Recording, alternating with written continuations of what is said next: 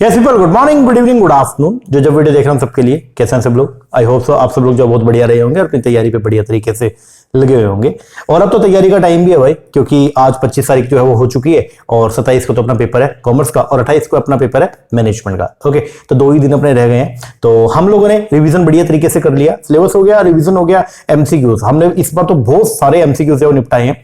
PYQ हमने सारे के सारे करे 2012 से लेकर के 2024 तक के। साथ में हम लोगों ने पीवाईक्यू के साथ में करे एक्स्ट्रा एमसीक्यूज यूनिट वाइज, वो हमने कर लिया, ठीक है। और बहुत सारे ऑलरेडी पढ़े भी थे। फिर मॉक टेस्ट अलग अलग स्टेट्स में जो पेपर आए वो भी हमने लगा लिए, काफी सारे क्वेश्चन वो भी हमने किए। अब जो है वो वैसे तो सब कुछ हो गया, ठीक है, फिर भी एक रूम बचा हुआ था। बेसिकली मुझे लग रहा था कि कुछ क्वेश्चंस और जो है वो पढ़े हैं, ओके, तो वो और करवा दूं मैं आपको। तो ये अपना फाइनल वीडियो है, ओके। इसके अंदर हम लोग जो है वो अपने कॉमर्स के और साथ में मैनेजमेंट के, मतलब कुछ ऐसे टॉपिक जो कॉमर्स और मैनेजमेंट में कॉमन है, तो उनसे रिलेटेड कुछ बढ़िया वाले क्वेश्चंस को आज की इस वीडियो के अंदर हम लोग डिस्कस करने वाले हैं। वैसे तो जितने भी पीवाईक्यू है वो हमने कर लिया, एक्स्ट्रा एमसीक्यूज कर लिया, वो मोर देन सफिशिएंट है, ओके, जो हमने यूनिट वाइज वाले करे थे। लेकिन फिर भी ये कुछ क्वेश्चन ऐसे हैं, इनको भी आप जरूर करके जाइएगा। कुछ क्वेश्चन आपको ऐसे लगेंगे, कॉमर्स वालों को ऐसा लगेगा कि यार ये कहां से आ गया, ये सिलेबस का पार्ट तो नहीं था, लेकिन आप उनको पढ़ के जरूर जाना, लर्न जरूर करके जाना। इस टाइम पे तो दिमाग वैसे भी बहुत तेज दौड़ता है, ठीक है ना। तो आप इन क्वेश्चन को जरूर करना। ये अपना फाइनल वीडियो है और इसके अंदर बताया हुआ है, ठीक है। इनमें क्वेश्चंस जो है बहुत अच्छे अच्छे हमने जो है वो कवर करे हैं।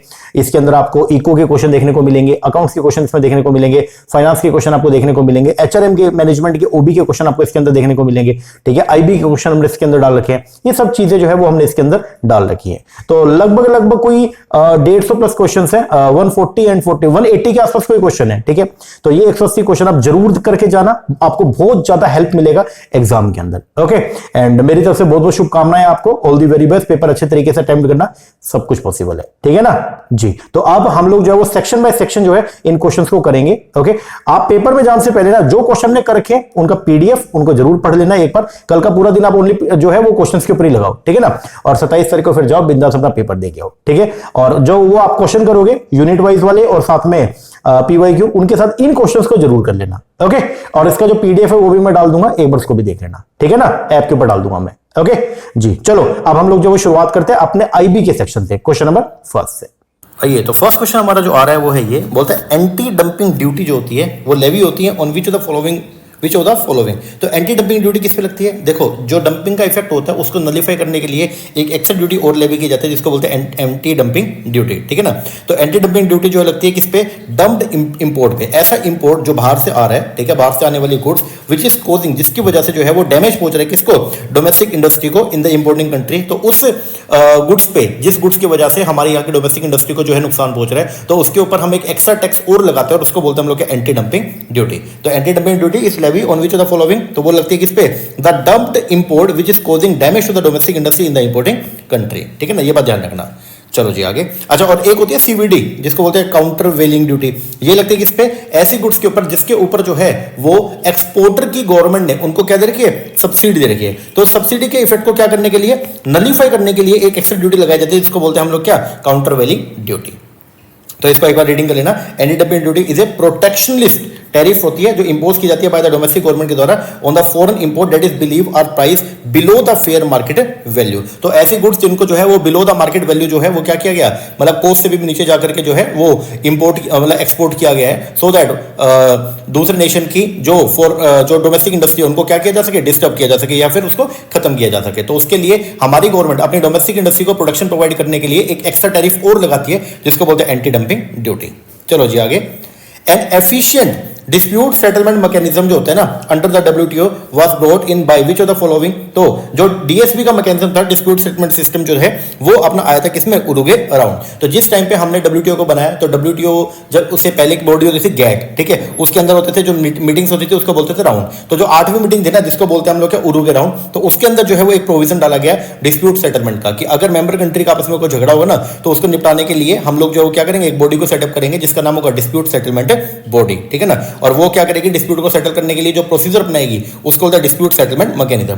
तो डिस्प्यूट सेटलमेंट मैकेनिज्म जो है under the WTO was brought in by which of the following, तो वो आया था किसमें, उरुग्वे राउंड एग्रीमेंट में। ठीक है जी, आगे the under noted item which may be categorise into which one of the following. तो देखो एक्सपोर्ट कोटा हो गया, एक्सचेंज कंट्रोल हो गया, प्रॉफिट रेमिटेंस रिस्ट्रिक्शंस हो गई, सब्सिडी हो गया, गवर्नमेंट प्रोक्योरमेंट हो गया, ये सब जो है आती है किसमें, टैरिफ में? नहीं, टैरिफ में तो आती है क्या, ऐसी मतलब वो टैक्स रेट जिनका इंपैक्ट जो है वो किसके ऊपर पड़ता है, सीधा प्राइस के ऊपर। ठीक है, क्या ये अनरिस्ट्रिक्टेड टैरिफ होते हैं? नहीं। क्या ये नॉन टैरिफ बैरियर है? यस। तो कोटा हो गया, एक्सचेंज कंट्रोल हो गया, ये सब जो है वो क्या, एनटीबी है, इनको बोलते हैं नॉन टैरिफ बैरियर। चलो जी आगे, next question. To comply with the requirement of TRIPS, TRIPS का मतलब जो है वो क्या, trade related intellectual property rights agreement and to protect the product of the Indian origin which one the following was enacted. तो TRIPS के rules को comply करने के लिए अपने इंडिया के अंदर जो है वो geographical indication of goods registration protection act जो है वो क्या किया गया, पास किया गया। आंसर क्या बनेगा, बी। तो ये याद रखना इसको, इसका आंसर कॉपीराइट या पेटेंट नहीं है, ठीक है ना। इसका आंसर जो है वो क्या है आपका, geographical indication of the goods registration and protection act 1999। Patent act हो गया, कॉपीराइट तो बहुत पहले से अपने इंडिया के अंदर थे, ठीक है ना। तो ये एक बार रीडिंग कर लीजिएगा। चलो जी आगे, which of the following transaction can be carry on without any restriction और regulation of the RBI under the FEMA. इनमें से कौन सी ट्रांजेक्शन को आप बिना रिस्ट्रिक्शन के, बिना आरबीआई की परमिशन के या रिस्ट्रिक्शन के जो है वो कर सकते हो फेमा के अंदर? तो वो है सबसे पहला ट्रांसफर और issue of any foreign security by person as in India.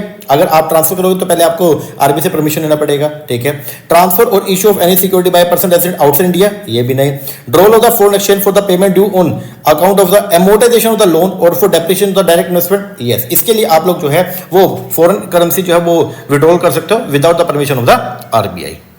चलो जी आगे, एग्जिट, जब एग्जिट हुआ किसका, ग्रेट ब्रिटेन जो है वो एग्जिट करे किससे, ईयू से। जो यूरोपियन यूनियन है, जो कि एक आपके बेसिकली क्या है, एक तरीके का हम मतलब इकोनॉमिक यूनियन टाइप है, ठीक है ना, मतलब रीजनल इकोनॉमिक इंटीग्रेशन है, ठीक है। तो उसमें ब्रिटेन जो है वो पहले क्या था, इसका मेंबर था, और ब्रिटेन जो है वो 2016 के अंदर क्या कर गया, एग्जिट कर गया by referendum has been announced as invalid by the London high court on which one of the following reason. तो रीजन जो है इन्होंने दिया कि Brexit can not be legal under article 50 without approval of the British parliament, ठीक है ना। तो पहले आपको जो है वो क्या करना पड़ेगा, मतलब आपको पहले ब्रिटेन को जो है वो क्या, अगर एग्जिट लेना है तो पहले क्या करना पड़ेगा, आपको एक आर्टिकल जो है वो पास करना पड़ेगा, ठीक है ना। तो उसके बाद ही आप जो है वो क्या कर सकते हो, आप जो है इससे एग्जिट ले सकते हो। और जिस दिन आपने सोचा कि एग्जिट करने की, उस दिन आप एग्जिट नहीं कर सकते। आपको एक टाइम पीरियड जो है मिलेगा, उस टाइम पीरियड में जो भी आपके बचे हुए क्या है, जो भी आपके ट्रीटीज हैं उनको आप पूरा करेंगे, उसके बाद ही आप एग्जिट ले सकते हैं, ठीक है। तो इसको देख लो एक बार, करेक्ट आंसर इसका डी है कि Britain the Brexit can not be legal under article 50 without approval of the British parliament. The UK 2016 Brexit referendum was politically significant but not legally binding on its own. The key legal issue arose around Article 50 of the Treaty on European Union, which provide the procedure for a member state to leave the EU. फिर नवंबर 2016 के अंदर high court और justice जो था London का, उसने rule किया that the government could not trigger Article 50 without an act of the Parliament, ठीक है ना, ये बात ध्यान रखना। आगे जी नेक्स्ट क्वेश्चन, जो मिका है मल्टीलेटरल इन्वेस्टमेंट गारंटी एजेंसी, एक एफिलिएट है किसकी, वर्ल्ड बैंक की। ये वर्ल्ड बैंक की एक बॉडी है जिसका एम जो है वो है to address which on the following. तो मिका का जो मेन काम है, ये बेसिकली क्या करती है, ये एनकरेज करती है एफडीआई को, और साथ में ये क्या करती है, जो आपका नॉन कमर्शियल रिस्क है उसके लिए जो है वो गारंटी प्रोवाइड करती है। तो ये एनकरेज करती है foreign direct investment in developing country bye protecting investor from non commercial risk. तो आंसर जो बनेगा वो क्या बनेगा, सी। आगे, under the foreign exchange risk measurement economic risk emerge होता है आउट ऑफ द फॉलोइंग। तो इकोनॉमिक रिस्क किसकी वजह से होता है, तो इकोनॉमिक रिस्क का मतलब अगर मान लो फॉरेन एक्सचेंज में क्या होने पर, चेंज होने पर, अगर आपके फ्यूचर में होने वाले जो भी कैश फ्लोज है अगर उसमें कोई चेंज आता है तो उसको बोलते हैं हम लोग इकोनॉमिक रिस्क। तो इकोनॉमिक रिस्क जो है वो क्या, a change in the present value of the future after tax cash flow due to change in the exchange rate. तो इसकी वजह से होता है, मतलब ये होता है किसकी वजह से, इकोनॉमिक रिस्क की वजह से। तो आंसर जो बनेगा वो क्या बनेगा, सी। सी मतलब सी ओनली, ठीक है ना। तो ये ध्यान रखना, इकोनॉमिक रिस्क जिसको ऑपरेटिंग एक्सपोजर या स्ट्रक्चरल एक्सपोजर बोलते हैं, it refer to the potential impact of exchange rate fluctuation on a firm long term market value, particularly the present value of the future after tax cash flow. The exposure arise होगा not from specific transaction और accounting entry but from the fundamental shift in the competitiveness और the profitability caused by the currency change. आगे, rational trading block agreement जो हुआ था USA, Canada और Mexico is form and name by which of the following. तो उसको बोलते हैं, इन तीनों के बीच में जो ट्रेड एग्रीमेंट था उसको बोलते हैं नाफ्टा, जो अब तो वैसे उसकी जगह पे क्या आ गया, यूएसएमसी आ गया, ठीक है ना। तो नाफ्टा बोलते हो north American agreement on free trade, north America free trade agreement बोल दो बी। ठीक है ना। और अब उसकी जगह पे क्या आ गया, USMCA, United State Mexico Canada agreement.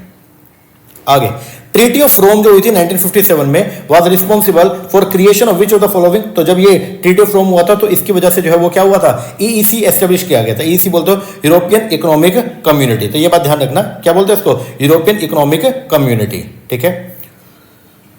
अच्छा जी, इसके बाद फिर आगे बोलता है agreement on trade related investment method TRIMS under the WTO regime aim. ट्रिम्स का जो एम है वो क्या है, ये एड्रेस करता है which of the following method को। तो ट्रिम्स का जो मेन है वो ये बोलता है कि no member shall apply any measure in the violation of the national treatment principle of GATT and discriminate against the foreigner or foreign product। इसका मतलब ये है कि जो ट्रिम्स एग्रीमेंट है वो ये बोलता है कि बाहर से आने वाले जो भी इन्वेस्टमेंट है, ठीक है, आप उसके साथ में अगर वो आपकी डोमेस्टिक टेरिटरी में एंटर कर गया तो आप उसके साथ कोई भी भेदभाव नहीं करेंगे, ठीक है ना। तो आंसर जो बनेगा वो क्या बनेगा जी, इसका बी, याद रखिएगा। आगे इन इंटरनेशनल मार्केटिंग बोलते हैं, इंटरनेशनल मार्केट में export documentation framework engulf which one of the following, इसको लर्न कर लेना। इंटरनेशनल मार्केट में जो एक्सपोर्ट डॉक्यूमेंटेशन होती है ना, अगर आप यहां से जो है सामान को क्या करना चाहते हो, बाहर बेचना चाहते हो, तो आपको कुछ डॉक्यूमेंटेशन जो है एनक्लोज करने पड़ेंगे। वो क्या क्या है, एक तो आपको बताना पड़ेगा export census document compiled by the department of commerce, दूसरा शिपर एक्सपोर्ट डिक्लेरेशन, और तीसरा foreign commercial services including website of the individual country. तो आंसर क्या बनेगा, D, all of the above. तो ये ध्यान रखना, in international marketing the export documentation framework is a comprehensive system है जिसको डिजाइन किया गया फैसिलिटेट करने के लिए, रेगुलेट एंड ट्रैक करने के लिए movement of the goods across the border. It encompass a wide variety of the document type, ये सब बता रखा है।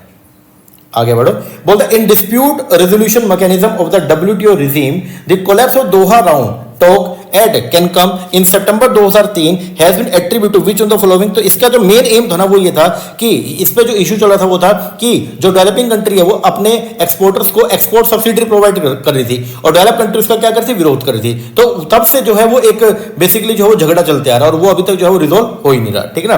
तो जो डिस्प्यूट रेजोल्यूशन मैकेनिज्म था डब्ल्यूटीओ रिजीम का, वो जो कोलैप्स हुआ दोहा राउंड में talk at Cancun in September 2003 has been attribute to which of the following, subsidy in agriculture and agriculture domestic support policy of the developed nation. बोले तो ए।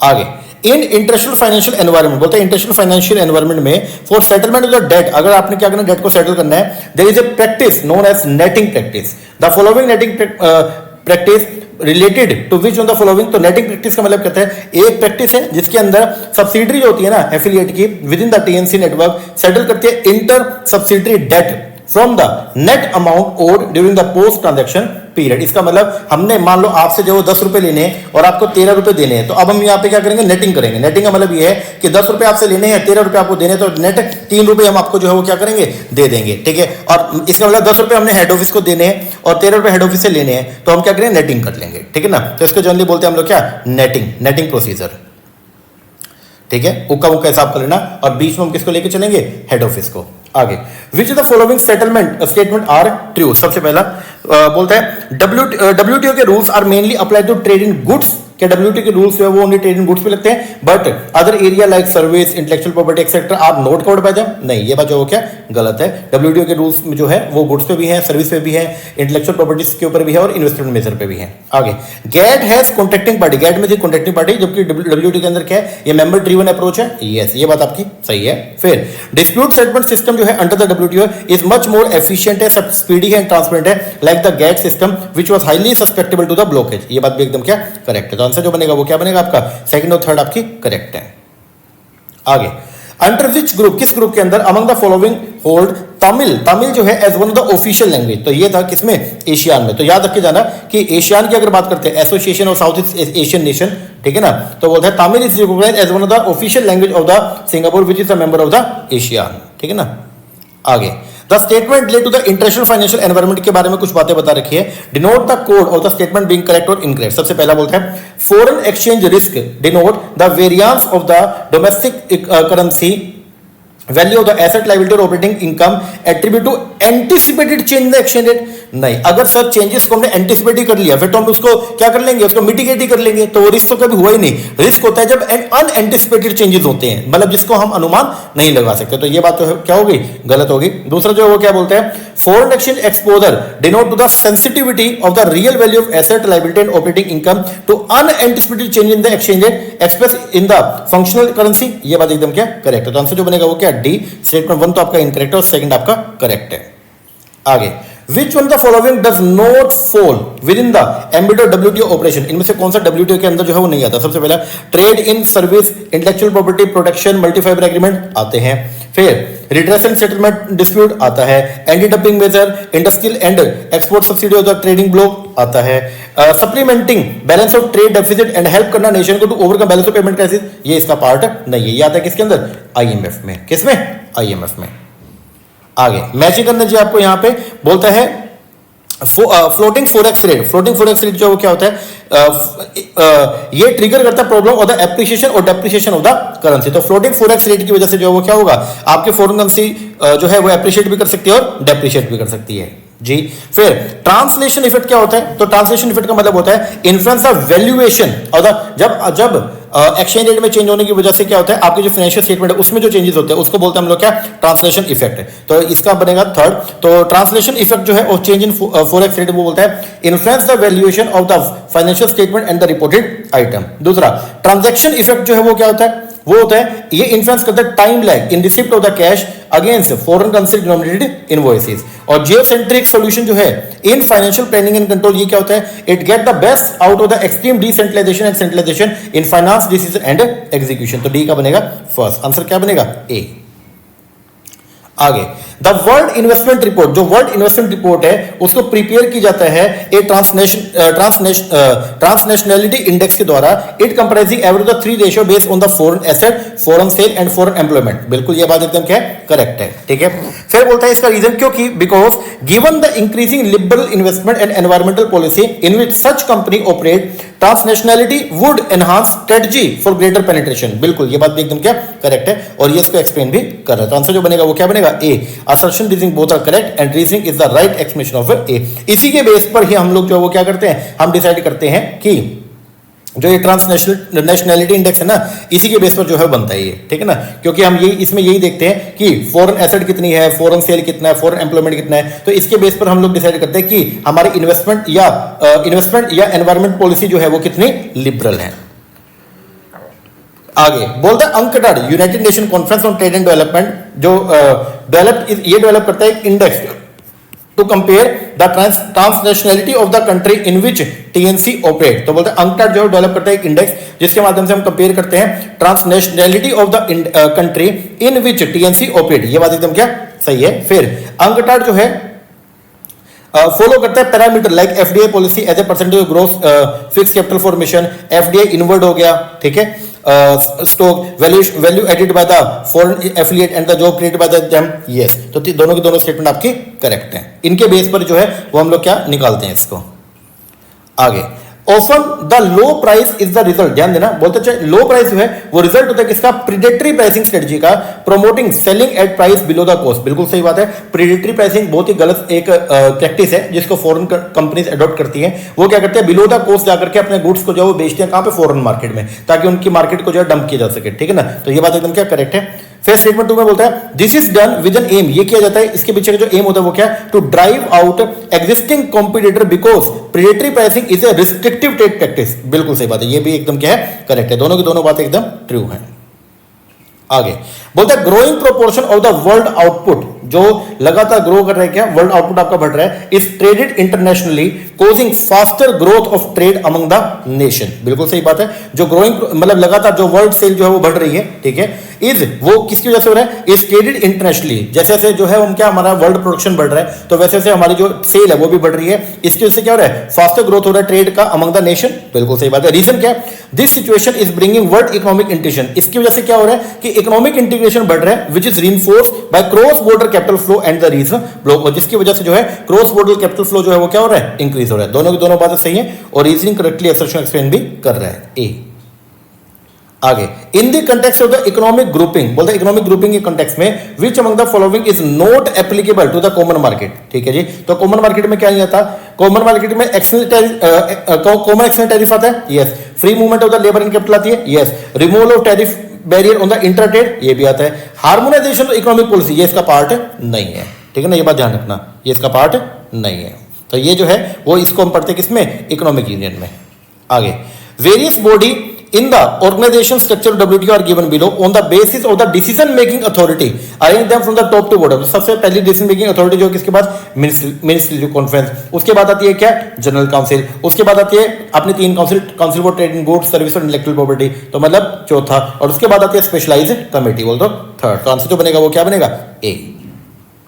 आगे, in the context of the regional economic integration which of the following equation is not correct. कौन सी equation सही नहीं है, पहला custom union is equal to free trade area plus में कॉमन एक्सटर्नल टैरिफ, बिल्कुल ये बात तो एकदम करेक्ट है। इकोनॉमिक इंटीग्रेशन कैसे होता है, common market plus fix exchange rate plus macro economic policy, ये भी एकदम सही है।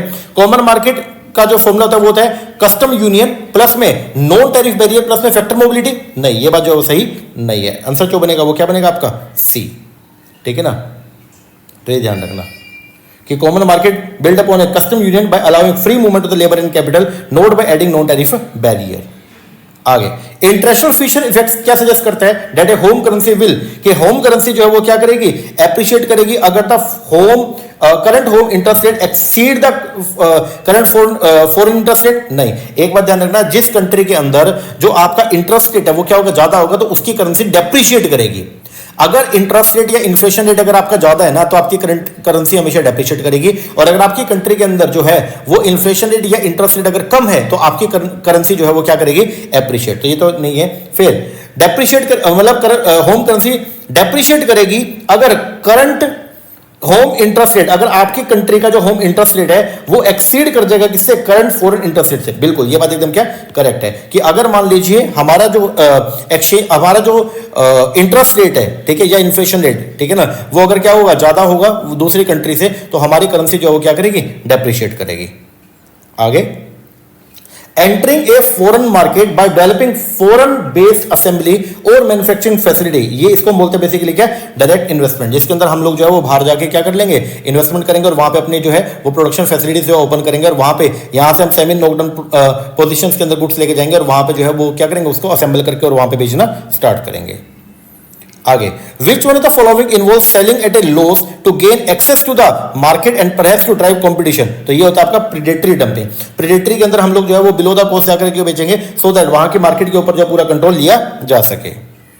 आगे, बलासा इंडेक्स लर्न कर लेना, इज ऑफन यूज, इसका यूज किया जाता है, ये एक टूल है to measure the relative trade performance of the individual country in common in particular commodity, ठीक है ना। उसके लिए हम लोग जो है वो बलासा इंडेक्स को जो वो क्या करते हैं, यूज करते हैं। तो याद रखना, Balassa index also known as the reveal comparative advantage index was introduced by economist Bela Balassa. It used to determine whether a country has a comparative advantage in a specific product by comparing the share of that product in the country exporting to the share of the same product in the global export. आगे, John Dunning ने argue किया that FDI is attracted because of unique advantage. FDI attracted क्योंकि उसमें unique advantage होता है किसका, ownership, location and internationalisation. क्योंकि FDI के अंदर हम लोग जो वो क्या करते हैं, हम अपना पैसा जो वो क्या करते हैं, इन्वेस्ट करते हैं, ठीक है ना। तो अगर हम बाहर पैसा लगाएंगे तो बाहर की जो हमने बाहर जो हमने पैसे लगाया उसके ऊपर हमारी जो है वो क्या बनेगी, एक तो हमारी ओनरशिप हो जाएगी, ठीक है, और दूसरा जो है लोकेशन का बेनिफिट अपने को मिलेगा, और इंटरनेशनलाइजेशन जो है वो क्या होगा, इंक्रीज होगा। आगे, विच ऑफ द फॉलोइंग, ध्यान देना, which of the following institution is known as the soft loan window. तो सॉफ्ट लोन विंडो जो है वर्ल्ड बैंक की वो क्या, आईडीए, इंटरनेशनल डेवलपमेंट अथॉरिटी, जो बिल्कुल ही कंसेशनल इंटरेस्ट रेट पे या जीरो इंटरेस्ट रेट के ऊपर लोन प्रोवाइड करते हैं गरीब नेशंस को। आगे, which the following institution is responsible for the execution of the India export import policy. तो कौन सा इंस्टीट्यूशन रिस्पॉन्सिबल है किसके लिए, जो इंडिया की एग्जिम पॉलिसी है उसके एग्जीक्यूशन के लिए, वो है आपका DGFT, director general foreign trade.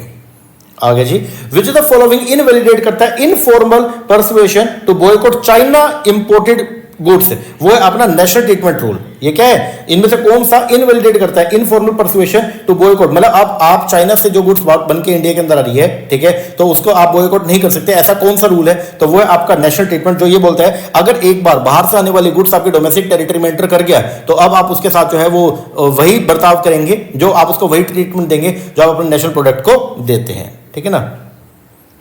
आगे, under which the following institution prepare and publish FDI confidence index annually, तो वो है आपका एटी केयरनी इंडेक्स। तो ये याद रखना, इनमें से कौन सा इंस्टीट्यूशन है जो प्रिपेयर करता है, पब्लिश करता है एफडीआई कॉन्फिडेंस इंडेक्स एनुअली, तो वो है आपका eighty केयरनी।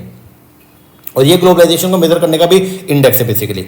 Which one the following country is not a member of the Shanghai Cooperation Organisation. तो इसमें चाइना इसका मेंबर है, पाकिस्तान है, इंडिया भी है और जापान इसका मेंबर नहीं है। ये तो लर्न कर लेना आप, ठीक है ना, एक बार कि एससीओ जो है शंघाई कोऑपरेशन ऑर्गेनाइजेशन, इनमें से कौन मेंबर नहीं है, तो जापान इसका मेंबर नहीं है। आगे थ्योरी ऑफ कंपैरेटिव एडवांटेज जो है, जो किसने दिया, डेविड रिकार्डो ने 1817 में। ये क्या है, ये बेस है दो कंट्री, दो कमोडिटी और one sector production, that is labour. आगे जो रीजन है behind the growth of the financial market globally, जो रीजन है behind the growth of financial market globally, वो क्या क्या रीजन है। सबसे पहले करेंसी फ्लक्चुएशन, इसकी वजह से फाइनेंशियल मार्केट जो है वो ग्रो नहीं करेगी, बल्कि अपनी क्या होगी, अगर फ्लक्चुएशन जितना ज्यादा होगा तो फाइनेंशियल मार्केट जो है वो क्या, वो डिस्टर्ब होती है। तो ये तो गलत हो गया। डीरेगुलेशन, जी ये एकदम सही है, मतलब गवर्नमेंट अगर कंट्रोल को कम करती है। दूसरा international bank, yes. Information technology, yes. ये तीनों रीजन है जिसकी वजह से जो है फाइनेंशियल मार्केट जो है ग्लोबली क्या कर रही है, ग्रो कर रही है। तो आंसर जो बनेगा वो क्या, 2, 3, 4 डी। मैच करना है थ्योरी ऑफ इंटरनेशनल ट्रेड और यहाँ पे propounder theory of absolute advantage जो है वो दिया किसने, एडम स्मिथ ने। फैक्टर प्रोपोर्शन थ्योरी जो है वो दिया किसने, हेक्सर रोलिन। कंट्री सिमिलरिटी थ्योरी किसने, स्टीफन लिंडर ने। और प्रोडक्ट लाइफ साइकिल थ्योरी किसने, वर्नन रेमन ने। तो आंसर जो बनेगा वो क्या बनेगा जी आपका, सी। आगे एक global manager has cultural predisposition as follow. तो ग्लोबल मैनेजर जो है उसके कल्चरल प्रीडिस्पोजिशन कैसे होती है, उसको बोलते हैं ईपीआरजी फ्रेमवर्क, ईपीआरजी। सबसे पहले क्या, एथनोसेंट्रिज्म, फिर आपका पॉलीसेंट्रिज्म, फिर रीजियोसेंट्रिज्म और फिर जियो। तो आंसर जो बनेगा वो क्या बनेगा, डी। आगे these are the 5 distinct international expansion entry mode है, 5 एंट्री मोड आपको दे रखे हैं, which are follow by business, जिसको बिजनेस फॉलो करता है फॉर एंटर करने में इंटरनेशनल मार्केट। करेक्ट सीक्वेंस है वो आपको बतानी है उसकी क्या है। तो करेक्ट सीक्वेंस देखो, सबसे पहले शुरुआत हम कहां से करते हैं, सर शुरुआत होती है एक्सपोर्ट से। अगर हमारा एक्सपोर्ट सही चल रहा है, फिर अब हम क्या करेंगे, लाइसेंसिंग। लाइसेंसिंग का एक्सटेंडेड वर्जन जो है वो क्या, फ्रेंचाइजी। उसके बाद पार्टनरिंग और लास्ट में क्या, स्ट्रेटेजिक अलायंस। आंसर जो बनेगा वो क्या बनेगा, डी। आगे international negotiation is a 7 step process है, ध्यान देना।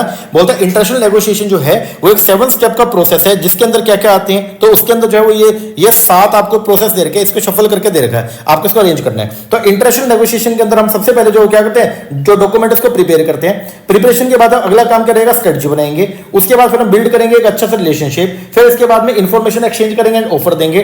फिर इसके बाद में हम जो है वो क्या करेंगे, परसुएशन, उनको परसुएड करेंगे कि भाई वो हमारे टर्म्स पे जो है एग्री करें। फिर कंसेशन और आखिरी के अंदर जो वो क्या होगा, एग्रीमेंट होगा। तो आंसर जो बनेगा इसका वो क्या बनेगा, बी। ओके जी, ये थे इंटरनेशनल बिजनेस के बहुत इंपॉर्टेंट एमसीक्यूज, इसको आप जो है वो एक बार देख लो। अब हम करते हैं नेक्स्ट सेशन को स्टार्ट। चलिए नेक्स्ट यूनिट जो है अपनी वो है अपना बिजनेस इकोनॉमिक्स। तो आइए शुरुआत करते हैं इसके क्वेश्चंस को। बोलता है indicate the correct code for the scope of managerial economics for the following. तो आपको जो है ये 5 एलिमेंट दे रखे हैं, बताना है इनमें से कौन सा जो है वो मैनेजरियल इकोनॉमिक्स के स्कोप में आता है। तो मैनेजरियल इकोनॉमिक्स के स्कोप के अंदर आपका डिमांड एनालिसिस, जी बिल्कुल आता है। प्रोडक्शन एंड कॉस्ट एनालिसिस आता है। प्राइसिंग डिसीजन जो है ये भी इसका पार्ट है। फैक्टर प्राइसिंग डिसीजन जो है वो जनरल इकोनॉमिक्स का पार्ट है, माइक्रो का। ये मैनेजरियल इकोनॉमिक्स के अंदर जनरली नहीं आता, ठीक है। इकोनॉमिक एनवायरमेंटल एनालिसिस आता है। तो आंसर जो बनेगा वो क्या बनेगा, ए बी सी ई, बोले तो सी ऑप्शन, ठीक है ना। तो देख लेना एक बार, डिमांड एनालिसिस, प्रोडक्शन हो गया, प्राइस एंड इन्वेस्टमेंट डिसीजन हो गया, इकोनॉमिक एनवायरमेंटल हो गया। लेकिन factor pricing decision while part of the general economics is more align with the micro economic theory than applied focus of the managerial economics, ठीक है जी। आगे price elasticity of demand for a product is measure by. तो price elasticity का जो formula वो क्या, ED is equal to delta के ऊपर क्यू इनटू पी अपॉन में डेल्टा पी। तो फॉर्मूला जो बनेगा वो क्या बनेगा, बी, ठीक है जी। Next question, which one the following will be the appropriate pricing strategy for the new product expecting and expanding market. अगर एक नया प्रोडक्ट आप मार्केट में लॉन्च कर रहे हो और आप उम्मीद कर रहे हैं कि आप उसकी मार्केट को क्या करेंगे, एक्सपेंड करेंगे, ठीक है ना। तो आपको क्या करना पड़ेगा, अगर मार्केट एक्सपेंड करना है तो कॉस्ट को थोड़ा सा कम, मतलब प्राइस को थोड़ा कम रखना पड़ेगा, सो दैट ज्यादा लोग उसको जो है वो यूज कर पाए। तो वहां पे हम लोग जो है वो क्या करेंगे, पेनिट्रेशन पॉलिसी को जो अडॉप्ट करेंगे कि इनिशियल जो प्राइस रहेगा वो हमारा क्या रहेगा, लो रहेगा, ठीक है जी। यहाँ पे 4 आपको जो है वो प्राइसिंग स्ट्रेटजी दे रखी है, आपको मैचिंग करना। सबसे पहले नंबर पे लॉस लीडर जो है इसको ये है आपका product line pricing. Unchanged price का मतलब जो है ये होता है कहाँ, ओलिगोपोली में, क्योंकि ओलिगोपोली मार्केट के अंदर बेसिकली जो है वो क्या होता है, आपका प्राइस रिजिडिटी होती है और वहाँ पे प्राइस लगातार चेंज नहीं होते। बेसिक पॉइंट प्राइसिंग जो है वो है आपका लोकेशन प्राइस डिफरेंशियल। और स्कीमिंग प्राइसिंग जहाँ पे product with high initial demand, तो जब इनिशियल डिमांड हाई है तो वहाँ पे हम जो है वो प्राइस को क्या रखते हैं, हाई रखते हैं, ठीक है ना। तो ये आएगा आपका स्कीमिंग प्राइसिंग में। तो आंसर जो बनेगा वो क्या बनेगा, बी। आगे यहाँ पे आपको कुछ फंक्शन दे रखे हैं, मैचिंग करना है। सबसे पहले कॉस्ट फंक्शन की बात करें तो कॉस्ट फंक्शन है आपका फैक्टर प्राइस। सप्लाई फंक्शन की बात करते हैं तो ये है आपका इंजीनियरिंग मेथड। प्रोडक्शन फंक्शन की अगर बात करते हैं तो आइसोकॉन्ट। और ओलिगोपोली जो है रिलेटेड है किसे, किंग की डिमांड कर्व से। तो आंसर क्या बनेगा, डी। आगे टाइप ऑफ डिमांड दे रखी है, मैचिंग करना। लेटेंट डिमांड क्या होते हैं? तो लेटेंट डिमांड की अगर हम बात करते हैं तो लेटेंट डिमांड का मतलब होता है कि यहाँ पे कंज्यूमर में शेयर ए स्ट्रॉन्ग नीड, जो एग्जिस्टिंग प्रोडक्ट जो है वो अभी हमारा सेटिस्फाई नहीं कर पा रहा। फुल डिमांड क्या होती है? जहाँ पे डिमांड इक्वल टू क्या है? सप्लाई है। तो इसका मतलब consumer are adequately buying all product put into the market place. फिर ओवरफुल क्या होता है? जब demand is greater than supply है। तो इसका मतलब more consumer would like to buy the product than can be satisfy. और आपका अनहोलसम डिमांड का मतलब क्या है? Consumer may be attracted to product that has the undesirable social consequences. Answer क्या बनेगा? बी। आगे managerial economics is concern with which combination of the following. क्या मैनेजरियल इकोनॉमिक्स के अंदर हम लोग इन्वेस्टमेंट एनालिसिस एंड डिसीजन लेते हैं। प्रोडक्शन बिहेवियर कॉस्ट एनालिसिस करते हैं। Input reward analysis and decision नहीं। Economic environmental analysis yes. Answer जो बनेगा वो क्या बनेगा? सी।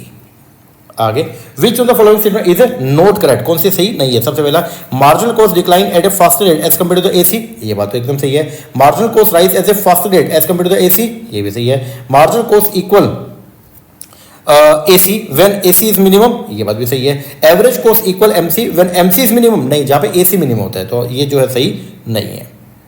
आगे कॉस्ट प्लस प्राइसिंग जो है वो सुटेबल नो सुटेबल किसके लिए? तो कॉस्ट प्लस प्राइसिंग जो है वो सुटेबल नहीं है किसके लिए? अगर आप जो है प्रॉफिट मैक्सिमाइज करना चाहते हैं, ठीक है ना। तो ये बात ध्यान रखना, cost plus pricing involve adding a fix percentage और amount over the cost of production to determine the selling price. It simply and widely used in practice but it does not factor in demand or market condition which are essential for the profit maximization, and profit maximization require pricing where MC equal MR something cost plus ignore। आगे matching करना है। Positive income elasticity जो देखने को मिलेगा कहाँ? Superior goods में। Negative income elasticity आपका इन्फीरियर में। पॉजिटिव क्रॉस इलास्टिसिटी जो है वो देखने को मिलेगा आपको कहाँ पे? सब्स्टिट्यूट। और negative cross elasticity complementary. Answer जो बनेगा वो क्या बनेगा? सी। फॉर परफेक्ट कॉम्पिटिशन, बोलता परफेक्ट कॉम्पिटिशन के लिए ध्यान दीजिएगा, indicate the correct code for the essential condition for the following. Perfect competition के लिए बताएं कौन कौन सी कंडीशन जो है वो होती है। Large number of buyer seller होता है, परफेक्ट नॉलेज होती है, होमोजेनियस प्रोडक्ट होता है, जी बिल्कुल, absence of the transportation cost, ये भी सही है, freedom of entry and exit of buyer and seller from the market, ये भी सही है, rational behaviour of the buyer and seller, ये भी सही है। तो आंसर जो बनेगा वो क्या बनेगा? A B C D E F बोल तो सी ऑप्शन। आगे from the following determinant of the price elastic demand indicate the correct code for the determinant having a positive relationship with the degree of price elastic demand. सबसे पहले बोलता है range of subsidy of the commodity, ये बिल्कुल होता है कि आपके जो कमोडिटी है वो एक दूसरे की क्या है? सब्सिडी होती है, ठीक है। फिर extent of the different use होते हैं, जी बिल्कुल होते हैं। Portion of the income the consumer spend on the commodity, ये भी होता है। Income group of buyer purchasing the commodity, नहीं, ये इसका पार्ट नहीं है। आंसर जो आएगा वो क्या? 1, 2 एंड 3, ठीक है ना। तो ये बोलता है from the following determinant of the price elastic demand indicate the correct code for the determinant having a positive relationship, जिनका पॉजिटिव रिलेशनशिप पड़ेगा with the degree of the price elasticity of demand पे, ठीक है ना। तो ये 3 है। आगे the equilibrium price is decide at the level, जहां पे बेसिकली क्या होता है? जहां पे where the quantity demand equal the quantity supply, जहां पे डिमांड और सप्लाई बराबर होती है तो वहां पे इक्विलिब्रियम प्राइस होता है। ये बात एकदम करेक्ट है। बिकॉज फिर रीजन में बोलता है एट दिस लेवल, इस लेवल पे excess of the demand and excess supply both remain zero, बिल्कुल दोनों की दोनों बातें जो है वो क्या सही है। और जो रीजनिंग है करेक्टली असर्शन एक्सप्लेन भी कर रहा है। आंसर क्या बनेगा? D. Assertion reasoning both are correct and R is the right explanation of A. आगे बोलते हैं प्राइस रिडक्शन, ध्यान दीजिएगा, ये प्राइस रिडक्शन अगर प्राइस को कम करते हैं it leads to an increase in the quantity demand of the commodity. अगर आप प्राइस को रिड्यूस करेंगे तो इससे जो क्या होगा? प्राइस रिड्यूस करने पर डिमांड बढ़ेगा, ये बात एकदम करेक्ट है। फिर बोलते हैं it result from price effect comprising the income and the substitution effect which are always positive. जो इनकम और सब्स्टिट्यूशन इफेक्ट है वो हमेशा पॉजिटिव होते हैं? नहीं, हर कमोडिटी के केस में जो है ऐसा नहीं होता, तो ये गलत हो गया। आंसर जो बनेगा वो क्या? सी। असर्शन तो करेक्ट है बट रीजनिंग आपकी इनकरेक्ट। अब यहाँ पे बता रखा है कि R is not correct because while price effect do include income and substitution effect and they often work in the same direction, they are not always positive, ठीक है ना। जैसे गिवन के केस में income effect can be negative and dominate the substitution effect. आगे बोल the monopoly situation in the market is not desirable mainly because of the, क्योंकि जो मोनोपोलिस्ट है ना वो बेसिकली क्या करता है? वो उसकी जितनी इकोनॉमिक कैपेसिटी है वो उससे जो है वो कम प्रोड्यूस करता है when it exhibits satisfaction with the normal profit only. तो ये बात ध्यान रखना। तो इस केस में रिसोर्स का प्रॉपर यूटिलाइजेशन नहीं हो पाता, इसलिए ये जो कंडीशन है वो ज्यादा अच्छी डिजायरेबल नहीं है। आगे the income or gain expected from the second best use of the resource loss due to the best use of the scarce resource, उसको बोलते हैं हम लोग क्या? Opportunity cost. आगे which one the following is true for a monopoly firm that operate at the level of output, जहां पे M R equal to क्या? MC है। तो जहां पे M R equal to MC होगा और वहां पे क्या बताना है? मोनोपोली फर्म जो है वो क्या करती है, तो जहां M R equal to M C है तो वहां पे जो है वो क्या होगा, नॉर्मल सिनेरियो के अंदर जो मोनोपोली फर्म है ना वो क्या कमाएगी, एबनॉर्मल प्रॉफिट कमा रही होगी, और जहां पे क्या होगा, A R is greater than A C first. ये क्या है भाई, AR equal to AR is greater than AC, there is abnormal profit for the firm. आगे, which one of the following demand forecasting method is not a survey method, इनमें से कौन सा demand forecasting का जो मेथड है वो survey method नहीं है। डेल्फी मेथड सर्वे मेथड है, एंड यूज मेथड सर्वे है, कंप्लीट एन्यूमरेशन इसमें भी हम सर्वे करते हैं, पूरी पॉपुलेशन से पूछते हैं, ग्राफिकल मेथड ये आपका सर्वे मेथड नहीं है। आगे, मार्केट सेक्टर जगह फीचर है मैचिंग करना, सबसे पहले नंबर पे जो है वो आया परफेक्ट कंपटीशन क्या है, जहां फैक्टर ऑफ प्रोडक्शन क्या है, फ्रीली मोबाइल है बिटवीन द फर्म। दूसरा, मोनोपोली सिचुएशन की अगर हम बात करते हैं तो monopoly basically legal restrictions on the entry of the new firm. Monopolistic competition की अगर हम बात करते हैं तो ये बेसिकली क्या है, प्रोडक्ट जो है वो क्या डिफरेंशिएटेड है। और ओलिगोपोली की बात करें तो ओलिगोपोली मार्केट में होमोजीनियस और डिफरेंशिएटेड दोनों प्रोडक्ट हो सकते हैं। तो आंसर जो बनेगा वो क्या, सेकेंड।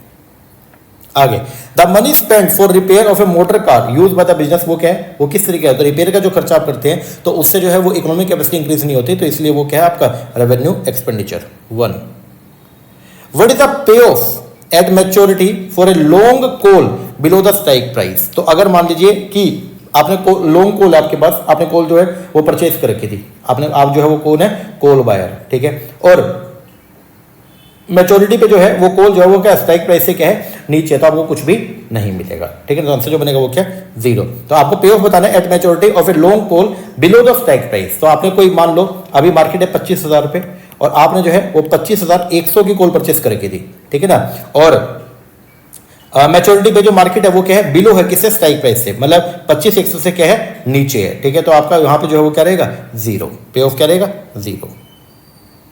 आगे, which one the following is not an integral part of the credit policy of the business firm. तो अगर जब एक फर्म क्रेडिट पॉलिसी बनाती है, ठीक है, कि हमने कस्टमर को उधार देना, तो हम क्या क्या चीजें जो है वो चेक करते हैं, इनमें से कौन सा वो एक पार्ट नहीं है ये बताना है। तो क्रेडिट स्टैंडर्ड देखते हैं कस्टमर का, यस। क्रेडिट टर्म्स को कंसीडर करते हैं, यस। कलेक्शन पॉलिसी देखते हैं, यस।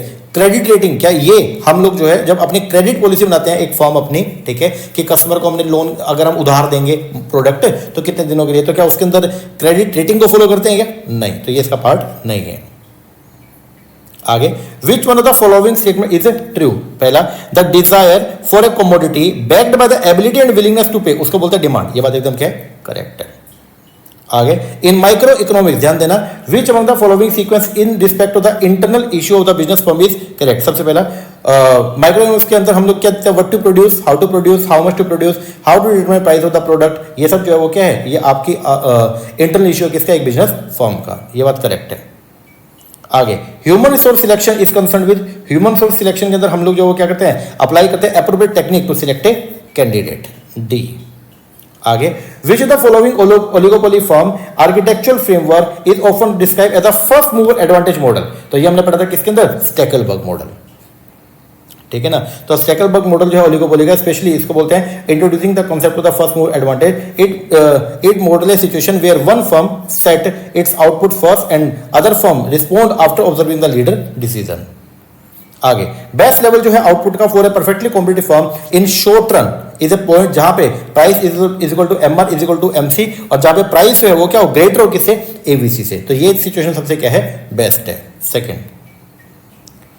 अब कुछ मार्केटिंग क्वेश्चन देखते हैं। सबसे पहला, who is widely credited for placing Japan as a world leader in the quality of its manufactured product. इनमें से कौन सा ऐसा पर्सन था जिसकी वजह से जापान जो है वो पूरे वर्ल्ड के अंदर जो है वो क्वालिटी प्रोडक्ट्स के बारे में जो है वो क्या मतलब मशहूर है, तो वो थे आपके एडवर्ड डीमिंग। आंसर जो बनेगा वो क्या, सेकंड। तो W Edward dimming is widely credited with helping transformation Japan, इन्होंने जो है ट्रांसफॉर्म किया जापान को into a global leader in manufacturing quality after world war 2। उनकी फिलोसफी क्या क्या थी, एक तो था आपका TQM टोटल क्वालिटी मैनेजमेंट, और एक था डीमिंग साइकिल, मतलब प्लान डू चेक एक्ट। ये प्रोफाउंड इन्फ्लुएंस थे ऑन द जापानीज इंडस्ट्री, ध्यान रखना। आगे, कुछ ब्रांड कॉन्सेप्ट आपको जो है मैचिंग करना है, ठीक है। सबसे पहले बात करें ब्रांड इमेज। तो ब्रांड इमेज क्या होता है, इमेज ऑफ द ब्रांड, जो कस्टमर के माइंड में जो ब्रांड की इमेज होती है उसको बोलते हैं ब्रांड इमेज। तो image of the brand in the customer mind meeting their social और साइकोलॉजिकल नीड। फिर ब्रांड फीलिंग की बात करें तो customer emotional response and reaction with brand with respect to brand. Brand position की अगर हम बात करते हैं तो ब्रांड पोजीशन मतलब deliberate attempt to the part of marketing of the brand to create a unique position in the mind of the customer, इसको बोलते हैं ब्रांड पोजीशन। और ब्रांड सेलियंस का मतलब जो है वो क्या होता है, किस तरीके से कस्टमर जो है वो ब्रांड को सोचता है अंडर वेरियस परचेज डिसीजन। तो आंसर जो बनेगा वो क्या है, 4। आगे, the product hierarchy stretch from basic need to particular item in some sequence, identify the correct sequence, आपको जो है बतानी है। तो सबसे पहले नंबर पे जो है वो क्या, हम लोग जो है वो क्या करते हैं, नीड फैमिली देखते हैं, यस। नीड फैमिली के बाद फिर product family, yes. Product family के बाद में फिर प्रोडक्ट की क्लास आएगा, यस। क्लास के बाद में प्रोडक्ट लाइन और उसके बाद में प्रोडक्ट टाइप। तो आंसर जो बनेगा वो क्या बनेगा आपका, 3rd। आगे, sequence the innovation adoption model, जो इनोवेशन अडॉप्शन मॉडल था, that consist of the 5 stages which potential consumer pass through while attempting to arrive at a decision to try or not to try an innovative product. तो उसमें हम सबसे पहले क्या, consumer को जो है अवेयरनेस क्रिएट करते हैं, ई। अवेयरनेस के बाद में कंज्यूमर का इंटरेस्ट क्रिएट करेंगे, डी। इंटरेस्ट क्रिएट करने के बाद फिर अब जो है वो क्या, कंज्यूमर अंडरटेक करेगा mental trial of the innovation, yes. Innovation के बाद उसको अच्छा लगेगा, वो क्या करेगा, फिर वो कंज्यूमर एक्चुअल में ट्राई करेगा इनोवेशन को, और फिर उसके बाद में कंज्यूमर जो क्या करेगा, डिसाइड करेगा to use the innovation repeatedly, C. तो आंसर जो बनेगा वो क्या, 4। आगे बोलते हैं acquiring firm often are willing होती है to pay a price higher than the status Q value of the asset for the right to control management of the target firm. बिल्कुल ये बात एकदम क्या है, सही है। जो एक्वायरिंग फर्म है वो विलिंग होती है कि वो एक्स्ट्रा प्राइस पे करने के लिए भी तैयार रहती है than the status Q value of the asset for the right to control, तो सो दैट वो जो है वो टारगेट फर्म के मैनेजमेंट को कंट्रोल कर पाए। बिकॉज रीजन बता रहे, क्योंकि वैल्यू ऑफ द कंट्रोल मतलब जो आप एक्स्ट्रा पेमेंट करते हो stem from the changes that can be made to improve performance by debottlenecking capacity, streamlining and strengthening the operation, managerial system and process. क्योंकि अगर आप extra payment करके ना यहां से उनको जो पूरा कर लेंगे, ठीक है ना। हमको पता होता है कि अगर हम जो है हमारे हाथ में कंट्रोल आ जाएगा, हमारा जो हाथ में मैनेजमेंट आ जाएगी, तो हम ये सब चीजों को चेंज करके जो है जो भी हम अभी एक्स्ट्रा पेमेंट कर रहे हैं उसको हम रिकवर कर सकते हैं। बिल्कुल दोनों की दोनों बातें सही है और रीजनिंग करेक्टली असर्शन एक्सप्लेन भी कर रहा है। आंसर बनेगा 1st। आगे, retailer cooperative belong to which of the following distribution channel system. तो रिटेलर कोऑपरेटिव जो है वो कैसे होते हैं, मतलब रिटेलर आपस में जो है वो कोऑपरेट करके काम करता है, उसके उनके बीच में होता है कॉन्ट्रेक्चुअल रिलेशनशिप, ए। तो retailer cooperative are a form of contractual vertical marketing system जहां पे independent retailer voluntary band together to gain buying power. आगे, how often and how easily customer think of the brand under various purchase or consumption situation, उसको बोलते हैं हम लोग क्या, brand सेलियंस। तो ये बात जो है वो याद रखना कि brand salience refer to the degree to which brand is top of mind and easily record or recognized by the consumer in relevant buying or usage situation. आगे, ह्यूज स्टोर जो कंबाइन करते हैं, डेट कंबाइन जिसके अंदर क्या कहता है, supermarket, discount and warehouse retailing, उसको बोलते हैं हाइपर मार्केट। याद करके जाना, हाइपर मार्केट आता massive retail space that blend element of the supermarket, discount store and warehouse retailing. आगे, सेंट्रल फोकस जो है of which of the following model is a 5 stage consumer decision process. तो 5 stage का consumer decision process जो है वो आपका angle collate Blackwell model, 3rd। ए sales person जो रिलाई करते हैं on the creative method for selling product and service, उसको बोलते हैं डिमांड क्रिएटर। ये बेसिकली जो है वो कंपनी के प्रोडक्ट के लिए डिमांड क्रिएट करने का काम करते हैं। आगे, डिफ्यूजन ऑफ इनोवेशन थ्योरी जो है वो जुड़ी हुई किससे, ये डिफ्यूजन ऑफ इनोवेशन थ्योरी जो है वो दी थी किसने, एबर्ट रोजर्स ने। याद रखना इसको। आगे, which of the following statement true in context of consumer value and satisfaction concept. सबसे पहला, value perception increase with the quality service and price. भाई वैल्यू परसेप्शन इंक्रीज होते हैं with quality and service, not the price. तो ये तो गलत हो गया। फिर, consumer value triad is primarily a combination of quality service and price, ये बात एकदम करेक्ट है। Marketing is the identify, marketing जो है वो क्या है, मार्केटिंग में हम आइडेंटिफाई करते हैं, क्रिएट करते हैं, कम्युनिकेट करते हैं, डिलीवर करते हैं, मॉनिटर करते हैं कस्टमर वैल्यू, ये भी सही है। If the perceived performance of the product matches with the perceived expectation, तो कस्टमर डिलाइटेड होता है, नहीं डिलाइटेड नहीं होता, वो सेटिस्फाई होता है ओनली। फिर, satisfaction reflect person judgement of the product perceive performance in relation to expectation, yes ये बात एकदम क्या करेक्ट है। आंसर जो बनेगा वो क्या, BCE बोले तो 3rd। आगे, which of the following statement characterise the growth phase of the product life cycle. तो PLC की ग्रोथ फेज स्टेज पे क्या क्या होता है, तो ग्रोथ स्टेज पे हम लोग जो बिल्ड करते हैं इंटेंसिव डिस्ट्रीब्यूशन, ये बिल्कुल होता है। मैक्सिमाइज करते हैं profit while defending market share, नहीं ऐसा नहीं होता। अवेयरनेस क्रिएट करते हैं, इंटरेस्ट क्रिएट करते हैं मास मार्केट का, यस। डाइवर्सिफाई करते हैं अपने ब्रांड को, यहाँ पे नहीं, वो मैच्योरिटी पे होता है, तो ये गलत हो गया। Price to penetrate market, yes. तो आंसर जो बनेगा वो क्या बनेगा, 2nd। आगे, which of the following are the myth, इनमें से कौन सा मिथ है किसको लेकर के, ब्रांड कम्युनिटी को लेकर के। तो इसमें से क्या मिथ है, तो सबसे पहला कि build the brand and the community will follow, ये भी एक जो है वो क्या है, मिथ है, ठीक है। क्या ब्रांड बना लो और कम्युनिटी फॉलो करेगा, ये भी मिथ है। Focus on opinion leader to build a strong community, ये भी एक जो है वो क्या है, मिथ है। Brand communicate exist, brand community exist to serve the business, ये भी एक मिथ है। फिर online social market are the best तरीका है टू बिल्ड कम्युनिटी, ये भी एक मिथ है। Social network are one community tool but the tool is not the strategy, ये बात एकदम क्या है, ये मिथ नहीं, ये आपका रियलिटी है। तो आंसर जो बनेगा वो क्या, ए बी सी डी। आगे, arrange the following step in the segmentation process in the sequential order. तो सेगमेंटिंग के अंदर हम लोग जो सबसे पहले नंबर पे जो वो क्या करते हैं, हम सबसे पहले ग्रुप करते हैं कस्टमर को into segment based on the similar need and the benefit sold by them. फिर इसके बाद फिर हम डिटरमाइन करेंगे which demographic lifestyle usage behaviour make the segment distinct and actionable. फिर इसके बाद में क्या करेंगे, डिटरमाइन करेंगे ओवरऑल टेक्निक्स को of each segment based on the some predetermined criteria. फिर इसके बाद में क्रिएट करेंगे value proposition and product price position strategy for each segment. और आखिरी के अंदर हम लोग क्रिएट करेंगे सेगमेंट स्टोरी बोर्ड, जहां पे हम लिस्ट करेंगे attractiveness of the each segment positioning strategy. E तो आंसर जो बनेगा वो क्या, second. Which the following marketing channel function help करता है to fulfil the completed transaction को, ठीक है। तो इनमें से कौन सा मार्केटिंग चैनल जो है वो हेल्प करेगा क्या करने में, ट्रांजेक्शन को कंप्लीट करने में, तो वो है assuming the risk of carrying out the channel work, ठीक है ना। तो अगर आप जो रिस्क उठा लेते हैं क्या करने का, to carry out the channel work, तो इससे जो है वो आपकी जो चैनल की ट्रांजेक्शन है वो कंप्लीट करने में क्या करता है, हेल्प करता है। आगे, a portion of the market that is so well suited to a firm internal and external environment that other firm are not likely to challenge and dislodge, उसको बोलते हैं बेसिकली क्या, प्रोपिशियस निश। क्या बोलते हैं, प्रोपिशियस निश। तो ये बेसिकली एक निश मार्केट, ये पोर्शन है मार्केट का that is so well suited to the firm internal and external environment, ठीक है ना, that other firm are not likely to challenge, जिसको दूसरी फर्म जो है वो चैलेंज नहीं कर सकती हैं।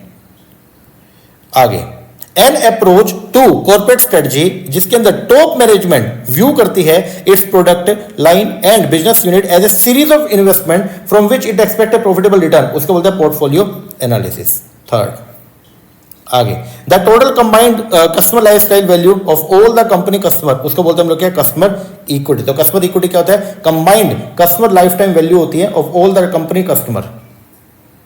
आगे, विच द फॉलोइंग इंडिकेट करता है perishability aspect of the service characteristic. तो पेरिशेबिलिटी एस्पेक्ट जो वो क्या बोलता है सर्विस का, पेरिशेबिलिटी ये बोलता है कि डिमांड और सप्लाई, सर्विस की जो डिमांड और सर्विस की जो सप्लाई है, ठीक है, उसको सिंक्रोनाइज कर पाना बहुत ही क्या है, मुश्किल है। मतलब दोनों सेम टाइम पे हो जाए ऐसा जो है पॉसिबल नहीं है, इसीलिए जो है वो सर्विस क्या होती है, पेरिशेबल होती है।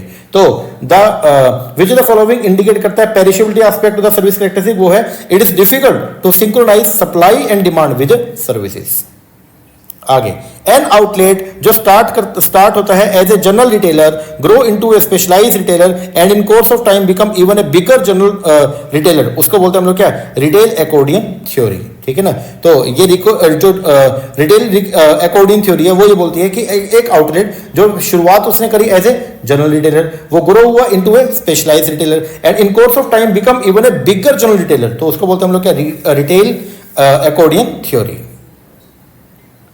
String of activity that move a product from raw material stage से manufacturing and distribution and ultimately to the end consumer, उसको बोलते हैं हम लोग क्या, वैल्यू चेन अप्रोच। तो वैल्यू चेन अप्रोच जो है उसके अंदर हम क्या, प्राइमरी और सपोर्टिंग एक्टिविटी को लेके चलते हैं कि किस तरीके से एक प्रोडक्ट जो है वो कस्टमर तक पहुंचाएंगे, उसके लिए हम लोग जो है वो 9 एक्टिविटी से होकर गुजरते हैं। तो वो आते हैं किसमें, वैल्यू चेन अप्रोच में। आगे, एक मेटाफोर जो डिस्क्राइब करता है टाइम पीरियड को in which a firm can realistically enter a new market, उसको बोलते हैं विंडो ऑफ अपॉर्चुनिटी। तो विंडो ऑफ अपॉर्चुनिटी एक टाइम पीरियड है जहां पे फर्म जो है वो एक्चुअल के अंदर न्यू मार्केट के अंदर क्या करती है, एंटर करती है।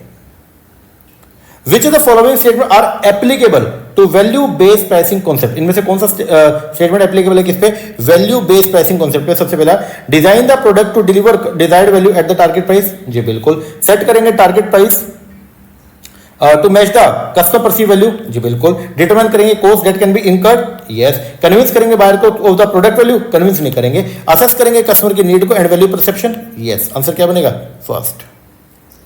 Which of the following digital marketing statement are correct. सबसे पहला, click through rate is calculate by dividing the total number of click by the total number of ad impression, जी बिल्कुल, इस तरीके से हम निकालते हैं। Long tail keyword are general keyword which draw lower customer traffic, no. AdWords is Google on search marketing program है, नहीं। सर्च इंजन जो है search engine marketing include both search engine optimisation and paid search, ये बात एकदम correct है। फिर ad option is एक प्रोसेस है that Google run for every Google search to decide which ad must appear for that specific search and in which order this set of ad will be display. Yes, ये बात एकदम क्या correct है। तो answer जो बनेगा ADE। Which of the following circumstances, ध्यान देना, फेवर करता है स्प्रिंकल अप्रोच को। इनमें से कौन सा जो सर्कमस्टेंस है वो फेवर करता है किसको? Sprinkle approach for launching product in the international market. ठीक है, तो सबसे पहला the life cycle of the product relatively क्या होती है? इंटरनेशनल मार्केट में शॉर्ट होती है, ये बात एकदम करेक्ट है। फिर द कंपैरेटिव इंटेंसिटी जो होती है ना मार्केट की, इस बहुत ही क्या होती है? हाई होती है with strong and fierce competition, ये बात एकदम करेक्ट है। Cost of entry in the market relatively high होती है? नहीं, वो तो लो होती है। फर्म हैज लार्ज रिसोर्स होते हैं to manage simultaneously product launch in the multiple market, जी बिल्कुल ये बात करेक्ट है। Size of the target market small होता है? नहीं, बहुत ही क्या होता है? लार्ज होता है, ये गलत हो गया। आंसर क्या बनेगा? ABD first. Arrange the following step of personal selling process in A sequence. सबसे पहले नंबर पे हम लोग जो क्या करते हैं? गैदर करते हैं relevant information about the prospect and their need to plan sales representation. Yes. फिर इसके बाद क्या करेंगे? Making appointment with the customer to establish rapport. Yes. फिर इसके बाद में क्या करेंगे? डिस्कवर करेंगे, क्लैरिफाई करेंगे, अंडरस्टैंड करेंगे बायर की नीड को। फिर इसके बाद में हैंडल करेंगे कस्टमर के ऑब्जेक्शन को, और आखिर में जो है वो क्या गेन करेंगे? कमिटमेंट टू द एक्शन की कस्टमर हमारे सामने को क्या कर ले? परचेज कर ले। Third, Which of the following is not a base of product related segmentation? इनमें से कौन सा प्रोडक्ट रिलेटेड सेगमेंटेशन का बेस नहीं है? कंजम्पशन ऑफ द प्रोडक्ट, ये प्रोडक्ट रिलेटेड सेगमेंटेशन का बेस है। लॉयल्टी ऑफ द प्रोडक्ट, ये भी है। प्रोडक्ट यूज, ये भी है। लेकिन decision criteria for product evolution, ये इसका बेस नहीं है। A company in the serving machine business diversify into kitchenware and household appliances, ठीक है, and sell these items through a chain of retail store to family consumer। तो ये example है किसका? ये है मार्केटिंग रिलेटेड सेंट्रिक डाइवर्सिफिकेशन। तो यहाँ पे हमने जो क्या किया? हमने डाइवर्सिफाई तो किया, लेकिन कैसे किया? मार्केटिंग रिलेटेड सेंट्रिक डाइवर्सिफिकेशन, ठीक है ना। तो कंपनी यहाँ पे क्या कर रही है? कंपनी अभी सर्व करती है मशीन बिजनेस में, वो डाइवर्सिफाई कर रही है किचनवेयर में एंड हाउस होल्ड अप्लायंसेस में, और सेल कर रही है इनको अपने चेन ऑफ रिटेल स्टोर से, मतलब एक जैसे सिमिलर प्रोडक्ट ही है, ठीक है ना। तो इसको बोलते हैं हम लोग क्या? Marketing related centric diversification. एक बात है, we don't have a marketing department, we have a customer department. हर कहलर statement given above refer to which of the following concept. तो ये है जी आपका मार्केटिंग कॉन्सेप्ट, जिसके अंदर हमारा फोकस जो है, मार्केटर का जो फोकस है वो किस पे? प्रोडक्ट पे या प्रोडक्शन पे ना होके वो होता है किस पे? कस्टमर पे। कंज्यूमर बाइंग बिहेवियर एक सिचुएशन है characterised by high involvement but few perceived difference among brand, उसको बोलते हैं हम लोग क्या? Dissonance reducing buying behaviour. Which the following model identify करता है strategy development process, the value creation process, multi channel integration process, performance assessment process and the information management process as its core process. तो वो है आपका पाइनेफ्रॉन model of CRM। A consumer want to purchase a laptop, ठीक है, he or she make a list of the selected brand and then evaluate किया selected brand को in terms of each relevant attribute and compute किया weighted score for each brand, then he or she select the highest scoring brand, ठीक है ना। फिर उसके वजह से उन्होंने highest scoring brand को का जो लैपटॉप है उसको क्या कर लिया? अब उसको उन्होंने सिलेक्ट कर लिया। तो which consumer decision making rule has she employ? तो वहां पे उन्होंने कंपनसेटरी रूल को जो है वो क्या किया? अप्लाई किया। जो कंपनसेटरी डिसीजन रूल है, इसके अंदर क्या होता है? कंज्यूमर इवैल्यूएट करता है ब्रांड को across a range of attribute, assign करता है weight based on the importance of each attribute and then calculate करता है टोटल स्कोर को। आगे, which of the following is not a characteristic of digital media? तो सबसे पहला डिजिटल मीडिया पुल media है, ये बात सही है। Mass customisation possible digital media में? Yes. Digital media is a lean back media? नहीं, ये करेक्ट नहीं है, ठीक है ना। तो not typically true for the digital media. तो दिस टर्म ट्रेडिशनली अप्लाई होते हैं टीवी या रेडियो पे, जहां पे यूजर पैसिवली कंज्यूम करते हैं कंटेंट को, ठीक है ना। Digital media bye contrast is a lean forward requiring active participation, scrolling, clicking, commenting etcetera. आगे, many consumers seek to be different and exclusive by demanding less of the commodity as more people consume it। तो इसको बोलते हैं basically क्या? Snob effect. क्या बोलते हैं? Snob effect, कि मेजॉरिटी लोग जिसको ले रहे हैं अब हम उसको लेने क्या कर देंगे? बंद कर देंगे। आगे, कस्टमर रिलेशनशिप ग्रुप देखा है, उसको मैचिंग करना है। तो स्ट्रेंजर कौन होता है? स्ट्रेंजर बेसिकली वो है जो low potential profitability and low projected loyalty, जिनकी प्रॉफिटेबिलिटी और लॉयल्टी दोनों कम है। ये बार्नेकल्स कौन होते हैं? जिसकी पोटेंशियल प्रॉफिटेबिलिटी तो क्या है? लो है, लेकिन इनकी प्रोजेक्टेड लॉयल्टी जो है वो क्या होती है? हाई होती है। ट्रू फ्रेंड कौन होते हैं? जो high in potential profitability and high in projected loyalty. और बटरफ्लाई कौन होते हैं? जो हाई होते हैं पोटेंशियल प्रॉफिटेबिलिटी में, लेकिन लॉयल्टी के अंदर ये क्या होते हैं? लो होते हैं। तो आंसर जो बनेगा वो क्या? 4। Arrange the following step of marketing process in the sequential order. Marketing process में हम क्या करते हैं? सबसे पहला काम क्या होता है? अंडरस्टैंड करना मार्केट प्लेस को एंड कस्टमर की नीड को। अंडरस्टैंड करने के बाद अब हम डिजाइन करेंगे कस्टमर ड्रिवन मार्केटिंग स्ट्रेटजी। बना लिया, अब क्या करेंगे? कंसिडर करेंगे इंटीग्रेटेड मार्केटिंग प्रोग्राम जो डिलीवर करेगा सुपीरियर वैल्यू। फिर इसके बाद बिल्ड करेंगे प्रॉफिटेबल रिलेशनशिप एंड क्रिएट करेंगे कस्टमर डिलाइटनेस। और लास्ट के अंदर हम लोग जो क्या करेंगे? कैप्चर करेंगे value from the customer to create profit and customer equity. तो आंसर जो बनेगा वो क्या? 2nd। आइए अब कुछ क्वेश्चन करेंगे बढ़िया वाले मैनेजमेंट एचआरएम के, ठीक है ना? मैनेजमेंट एचआरएम एंड ओबी के। चलो बोले अकॉर्डिंग टू हेनरी फ्यूल के हिसाब से which on the following combination of the quality are required in the manager. एक मैनेजर के अंदर क्या क्या क्वालिटी होनी चाहिए? तो हेनरी फ्यूल ने ये बोला था एक मैनेजर जो है उसके अंदर क्या क्या क्वालिटी होनी चाहिए? वो physical quality, mental, moral, educational, technical and experience. Answer क्या बनेगा? सी। लर्न करना इसको। आगे नियो क्लासिकल ऑर्गेनाइजेशन थ्योरी जो है वो फोकस करती है विच ऑफ द फॉलोइंग। तो इनका फोकस होता है किस पे? फ्लैट स्ट्रक्चर ऑफ ऑर्गेनाइजेशन पे। ये बात याद रखना कि neo classical organization theory emerge as a reaction to the rigid structure of the classical theory focusing instead on the human and social aspect of the workplace. ये emphasize करते हैं a flat organization structure जो foster करता है open communication and employ the participation, ठीक है ना? आगे एट्रीब्यूशन थ्योरी जो है is based on the relationship, ध्यान देना, between personal perception and interpersonal behaviour. यह बात एकदम करेक्ट है। Because since most why are not directly observable people must depend upon cognition particularly perception. बिल्कुल ये बात एकदम क्या करेक्ट है। तो दोनों की दोनों स्टेटमेंट आपकी क्या है? करेक्ट है and R explain A.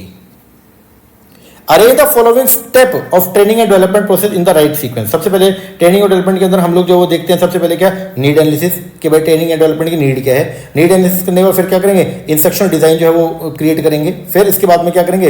Validation देंगे और फिर उसके बाद में क्या? इंप्लीमेंट करेंगे किसको? प्रोग्राम को। और आखिरी में उसको क्या करेंगे? इवेल्युएट करेंगे। तो आंसर जो बनेगा वो क्या बनेगा? C. Which on the following is related to the standard of personal. तो इनमें से कौन सा जुड़ा हुआ है किससे? स्टैंडर्ड ऑफ पर्सोनल से। तो जो पर्सोनल के जो स्टैंडर्ड्स हैं वो सब जो है वो कहां पे आपको देखने को मिलेंगे? जॉब स्पेसिफिकेशन के अंदर। तो job specification refer the qualification, skill, experience and attribute a person must have to perform a job effectively.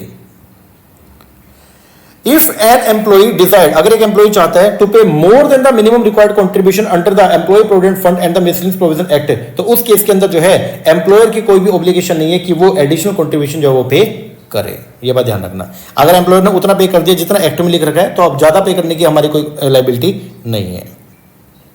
Under the employ state insurance act 1948 sickness benefit, ये लर्न कर लेना। वैसे sickness benefit can be paid for which on the following maximum period. तो sickness benefit जो है वो होता है कितने? मैक्सिमम 91 दिन के लिए, 91 days in 2 consecutive benefit period.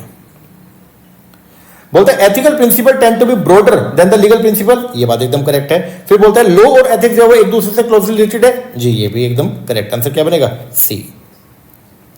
A business should act ethically for which of the following reason. एक बिजनेस को एक्ट करना चाहिए एथिकली किस रीजन की वजह से? सबसे पहले to prevent harm to the general public. जी बिल्कुल, जनरल पब्लिक को कोई नुकसान न पहुंचे इसलिए। To meet the stakeholder expectation, yes. To protect their own employ, yes. To maximise profit of the business, no. Answer जो बनेगा वो क्या? ए। आगे बॉस ने ऑफर किया एक एम्प्लॉय को एक promotion which has huge increase in salary with a new title. भाई आपकी सैलरी भी इंक्रीज कर दी और आपको नया टाइटल दे दिया, मतलब नया एक जॉब का जो है वो क्या दे दिया? आपको टाइटल दे दिया, ठीक है। इट ऑल्सो रिक्वायर एम्प्लॉय, और साथ में ये भी बोल दिया कि अब आपको 10 घंटे ज्यादा काम करना पड़ेगा हर हफ्ते along with shifting to a remote place. ये एग्जांपल है किसका? तो ये एग्जांपल है आपका अप्रोच अवॉइडेंस कॉन्फ्लिक्ट का। सी इन अप्रोच अवॉइडेंस कॉन्फ्लिक्ट एक सिंगल ऑप्शन और डिसीजन हैज बोथ पॉजिटिव और नेगेटिव एस्पेक्ट। तो इसको बोलते हैं कि सिंगल डिसीजन जो है उसका पॉजिटिव भी और नेगेटिव दोनों एस्पेक्ट है। Making the choice psychologically challenging. आगे which of the following is not an example of semantic barrier. इनमें से कौन सा सिमेंटिक बैरियर का एग्जांपल नहीं है? Poorly chosen word and phrase, ये आपका सिमेंटिक बैरियर का एग्जांपल है, मतलब जो भाषा संबंधी है, ठीक है। फोल्डी ट्रांसलेशन, ये भी है। Use of symbol that have various meaning, ये भी है। Guarding against certain type of information, नहीं, ये इसका जो है वो एग्जाम्पल नहीं है।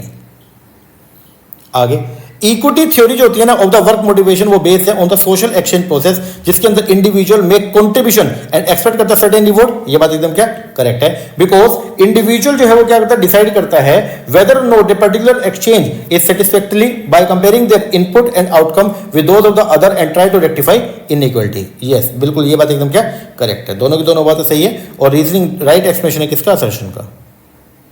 Which of the following method of performance appraisal involve ranking employee from best to worst in a particular trade? तो वो होता है आपका alteration ranking method. Alteration ranking method के अंदर हम लोग जो वो क्या करते हैं, हम यहाँ पे रैंक करते हैं एम्प्लॉयज को from best to worst in a particular trade.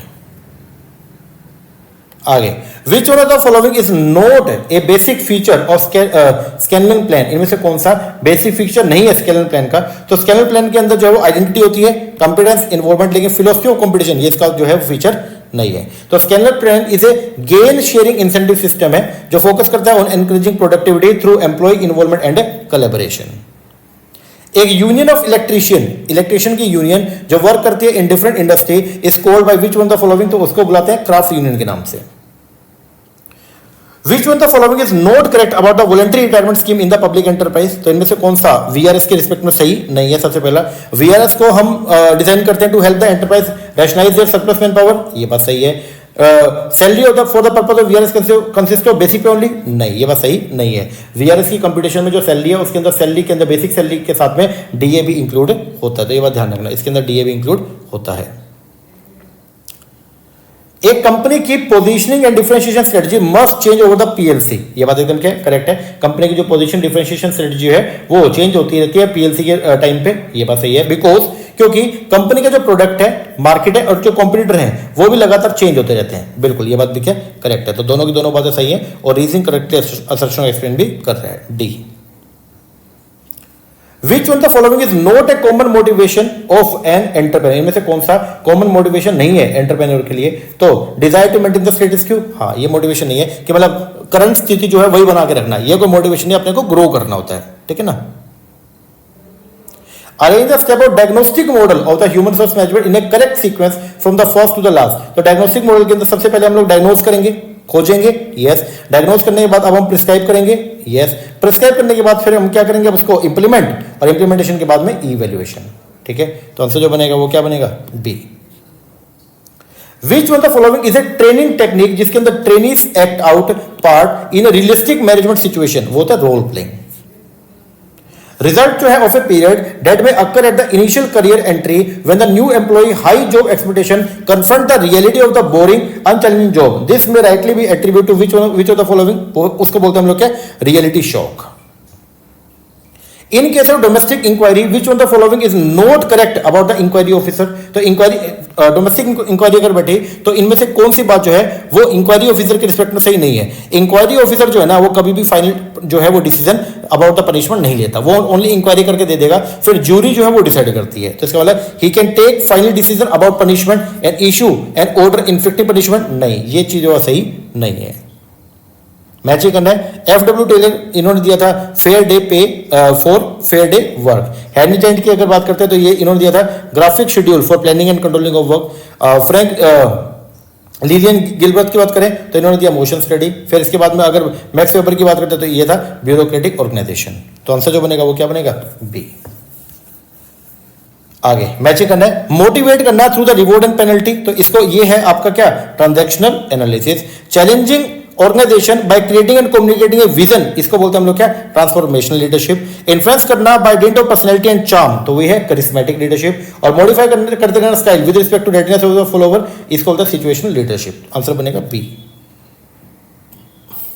Which of the following is not a hygiene factor of the Herzberg two factor theory? Interpersonal relationship ये तो है, वर्किंग कंडीशन ये भी है, रिस्पॉन्सिबिलिटी ये आपका जो है वो हाइजीन फैक्टर के अंदर नहीं आता। तो लर्न कर लेना इसको। हाइजीन फैक्टर क्या होता है, एक्सट्रिंसिक, जिनके होने से एक एम्प्लॉय जो है वो मोटिवेट तो नहीं होगा, अगर लेकिन वो नहीं होंगे तो उससे वो डिससेटिस्फाइड जरूर हो जाएगा। ठीक है, उसके अंदर ही आते हैं salary, job security, working condition, company policy, supervision, interpersonal relationship. और एक होता है मोटिवेटर फैक्टर, इनको क्या बोलते हैं, इंट्रिंसिक। ठीक है, ये अगर ये प्रेजेंट है तो एक एम्प्लॉय जो वो क्या रहेगा, मोटिवेटेड रहेगा। promotion is a move within the organization to a higher position, then has taken responsibility and require more advanced skill. ये बात एकदम क्या है, करेक्ट है, because promotion may not involve a raise in the status but hike in salary is a must. promotion में ये बात है कि promotion के अंदर जो है स्टेटस आपको बढ़ा, स्टेटस जो है वो बढ़ा या नहीं बढ़ा, ठीक है, लेकिन सैलरी जरूर बढ़ेगी नहीं, अगर प्रमोशन हुआ तो हमारा स्टेटस भी बढ़ेगा, तो ये गलत हो गया। तो आंसर क्या बनेगा, सी। असर्शन तो करेक्ट है लेकिन रीजनिंग आपकी इनकरेक्ट है। आगे मैचिंग करना है, आइडेंटिफाई करना लीडरशिप पोटेंशियल, ये है आपका क्या, पर्सनैलिटी टेस्ट। फिर finding most suitable area of working, तो इसको बोलते हैं हम लोग क्या, वोकेशनल टेस्ट। डिस्कवर करना interest and potential of acquiring skill, तो ये है आपका एप्टीट्यूड टेस्ट। और मेजर करना कैपेसिटी, तो थिंक लर्न एंड ड्रॉ, तो इसको बोलते हैं हम लोग क्या, इंटेलिजेंस टेस्ट। तो आंसर जो बनेगा वो क्या बनेगा, सी। In which of the following method of performance appraisal predetermined percentage of the rate are placed in various performance category, वो है आपका force distribution method. When an individual is motivated to approach two or more positive but mutually exclusive goal, he is facing which of one of the type of conflict, तो उसको बोलते हैं approach conflict, ठीक है ना। तो ध्यान रखना, approach conflict occur when a person must choose between two or more desirable option but can only choose one. आगे वर्नर रेमन जो व्रूम का एक्सपेक्टेंसी जो मॉडल था, ठीक है, उसके अंदर जो है वो फॉर्मूला क्या होता है, तो फॉर्मूला अपना force is equal to valence into expectancy, D. The process by which sensory information is actively organized and interpret by brain, उसको बोलते हैं हम लोग क्या, परसेप्शन। आगे एन इंटरव्यू जिसके अंदर applicant is interview sequentially by several person and each rate the applicant on the standard form, उसको बोलते हैं स्ट्रक्चर्ड सीक्वेंशियल इंटरव्यू। कई सारे लोग मिलकर इंटरव्यू करते हैं। विच one of the following is not a characteristic of the hot stove rule of disciplinary action, तो वो है आपका कि डिसिप्लिन पर्सनल है, ये इसका कैरेक्टरिस्टिक नहीं है, ध्यान रखना, ठीक है ना। आगे राइट टू स्ट्राइक जो है वो क्या है, वो फंडामेंटल राइट है, नहीं, लीगल राइट है, यस। अब कुछ फाइनेंस के क्वेश्चन करते हैं। In case the firm make varying investment on the project investment in the different investment project, तो अप्रोप्रिएट प्रोजेक्ट इवैल्यूएशन टेक्निक जो है ना वुड बी, वो क्या होगी, विच ऑफ द फॉलोइंग, तो वो होगी अपना पीआई के बेस पर। अगर फर्म जो है वो क्या कर रही है, फर्म वेरिंग अलग अलग तरीके की इन्वेस्टमेंट कर रही है अलग अलग इन्वेस्टमेंट प्रोजेक्ट्स में, तो वहां पे हम लोग जो है एनपीवी के बेस पर जो है वो डिसीजन मेकिंग नहीं ले सकते, वो हम करेंगे किसके बेस पर, पीआई के बेस पर। और पीआई का फॉर्मूला क्या है, present value cash inflow upon present value cash outflow. आगे the cost of external equity can be most appropriately compute करते हैं एज पर द, किसके हिसाब से, तो मतलब इक्विटी की जो केई निकालना है, तो केई निकालने का सबसे बेस्ट जो मेथड है वो है कौन सा, कैपम method, capital asset pricing model. और फॉर्मूला क्या होता है, RF plus beta into RM minus में आरएफ। मैचिंग करना है। Net income approach for the capital structure की अगर बात करते हैं तो ये दिया किसने, डेविड ड्यूरान ने। ट्रेडिशनल अप्रोच जो है वो दिया किसने, Ezra Solomon. Irrelevancy of the capital structure दिया किसने, एमएम। और frict analysis for the capital structure ये दिया रॉबर्ट ब्रनर ने, याद रखना है इसको, बी। बोलते शेयर होल्डर का wealth maximization and not the profit maximization एक appropriate and operational feasible financial management goal है, ये बात एकदम सही है, वेल्थ मैक्सिमाइजेशन ज्यादा फीजिबल है। दूसरा, there exist an principal agent relationship between the share holder and the management, ये बात भी एकदम करेक्ट है। तो आंसर क्या बनेगा, ए। दोनों की दोनों स्टेटमेंट आपकी ट्रू है। Indicate the correct code of the combination of the following method commonly use for the capital budgeting. Capital budgeting के लिए हम लोग पे बैक पीरियड को यूज करते हैं, यस। पीआई को, यस। यूटिलिटी थ्योरी, नहीं, इसको यूज नहीं करते। इंटरनल रेट ऑफ रिटर्न को, यस। आंसर क्या बनेगा, ए सी डी, बोल तो सी ऑप्शन। मैचिंग करना आपको, सेल करना existing firm to the management को, उसको बोलते हैं हम लोग क्या, leverage buy out, sorry management buy out. तो अगर आप जो है वो क्या करो, एक्सिस्टिंग फर्म को जो बेच रहे हो किसको, मैनेजमेंट को, तो वो क्या है आपका मैनेजमेंट बाय आउट। उसके बाद में फिर जो है वो क्या आएगा, financing acquisition with substantially secured borrowing, तो इसको ये है आपका, अगर आप उधार लेकर के जो है वो क्या करते हो, दूसरी फर्म को एक्वायर करते हो, उसको बोलते हैं लीवरेज बाय आउट, ठीक है।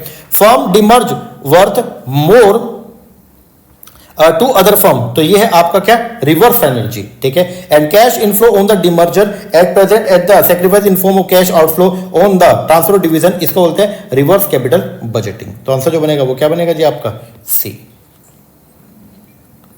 आगे एनपीवी और आईआरआर मेथड जो है इन्वेस्टमेंट के इन्वेस्टमेंट इवैल्यूएशन के may give divergent asset reject decision on account of which of the following. तो अगर वेरिंग इनिशियल इन्वेस्टमेंट है तो अब इनका जो डिसीजन है वो दोनों का क्या आएगा, अलग अलग आएगा। अगर डाइवर्जेंट कैश फ्लो है फ्रॉम द इन्वेस्टमेंट प्रोजेक्ट, तो भी आपका जो डिसीजन अलग अलग आएगा। अगर डिस्पेरिटी है, अगर एक प्रोजेक्ट जो है वो मतलब 4 साल का और एक 5 साल का है, तो भी जो है ये क्या आएगा, अलग अलग आएगा। तो आंसर जो आएगा वो क्या, D, A, B, C. Indicate correct code for the combination from the following regarding the superiority of the wealth maximization over the profit maximization। तो बोलता है सबसे पहला जो wealth maximization है उसकी वो क्यों superior profit maximization से, तो बोलता है it take into account the long term stability and the survival, ये बात सही है। it take care of the all other objective of the firm like exploring and expanding market, yes। it is based on the assumption of the perfect competition, no। it consider risk along with the return, yes। तो answer जो बनेगा वो क्या, ए, B, D, ए, B, D बोल दो, सी। आगे capital budgeting is concern with, capital budgeting जो जुड़ा हुआ किससे, कैपिटल बस्टिंग के अंदर हम लोग इवैल्यूएट करते हैं return and investment in the project. आगे capital structure of a business unit consist of, तो कैपिटल स्ट्रक्चर के अंदर क्या आता है, इक्विटी, प्रेफरेंस, डेट, हाँ जी ये तीनों चीजें आती हैं। आगे इन फॉर्मूला के D is equal to 1/B0 use for computation of cost of debt capital, तो B0 का मतलब जो क्या होता है, हम क्या करते हैं, इंटरेस्ट अपॉन में नेट प्रोसीड, तो B0 का मतलब क्या है, net cash inflow at the time of issue, इसको बोलते हैं नेट प्रोसीड।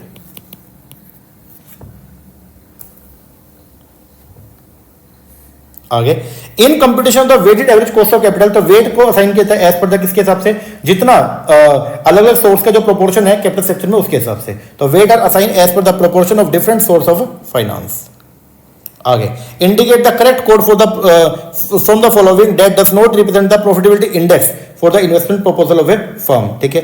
तो सबसे पहला average annual net earning, net income earn divide by the investment, नहीं ये नहीं है, मतलब ये पीआई को इंडिकेट नहीं करता। दूसरा इक्वेट करना annual net cash inflow to the investment, ये भी नहीं करता। Ratio of the present value of the future cash inflow to the investment making to equal to 0, ये भी नहीं है। Ratio of the present value of the future cash inflow to the present value of outflow, हाँ ये बात सही है। तो पीआई का जो फॉर्मूला है वो क्या, PI is equal to present value of cash inflow upon present value of cash outflow, तो ये तीनों जो है वो इसको इंडिकेट नहीं करते। A in case profitability index of investment is equal to 1, अगर पीआई जो है वो किसके बराबर है, 1 के, तो एनपीवी जो है ना यहाँ पे इन्वेस्टमेंट का वो क्या होगा, वो होगा आपका इक्वल टू 0, क्योंकि पीआई 1 इसका मतलब present value of cash inflow और आउटफ्लो दोनों क्या बराबर है, तो वहां पे एनपीवी जो है क्या होगी, 0 होगी। आगे एमएम हाइपोथेसिस जो होती है for capital structure is based on which code of the following, तो एमएम हाइपोथेसिस की असम्पशन क्या है, कैपिटल मार्केट परफेक्ट है, yes. Firm belong to the equal risk class, yes. There is a 100% DP ratio, जो DP ratio 100% है, yes. There is a nominal corporate tax, नहीं हम मानते हैं कि कॉर्पोरेट टैक्स नहीं है, तो आंसर जो बनेगा वो क्या बनेगा, B 1 2 3। The formula P0 is equal to D upon में K plus R upon K into E minus D upon K, तो ये जो फॉर्मूला है ये किसने प्रोपाउंड किया था, ये आपका Walter model, James E Walter ने। आगे a firm is currently earning, कितना कमा रही है, 50,000 रुपए, एंड इट्स 1 शेयर है the present market value, P0 जो है वो दे रखा है कितना, 175, it is 5,000 share outstanding, earning of the firm is expected to be remain stable and it is pay out ratio कितना, 100%, ठीक है। तो कॉस्ट इक्विटी निकालो, अब देखो कॉस्ट इक्विटी का फॉर्मूला जो हो क्या, ईपीएस अपॉन P0 कर सकते हैं, यस। तो अर्निंग पर शेयर जो है वो निकाल लो, कितनी है, 50,000 अर्निंग है और 5,000 शेयर है, तो इसका मतलब कितना आ गया, 10 रुपए। तो फॉर्मूला जो रहेगा वो क्या रहेगा, P0 ईपीएस कितना है आपका 175, 10 रुपए, और P0 कितना 175, तो फॉर्मूले में पुट कर दो 10 अपॉन 175 इंटू में 100 करेंगे तो आंसर आएगा 5.71। B indicate the correct code for the discounting cash flow technique, discounting cash flow technique कौन सी है फॉर कैपिटल इन्वेस्टमेंट प्रपोजल का, एनपीवी जी डिस्काउंटिंग है, आईआरआर डिस्काउंटिंग है, excess benefit cash, excess benefit और कॉस्ट रेशियो मेथड मतलब PI ये भी है, नेट टर्मिनल वैल्यू मेथड ये नहीं है, आंसर जो बनेगा वो क्या बनेगा, ए।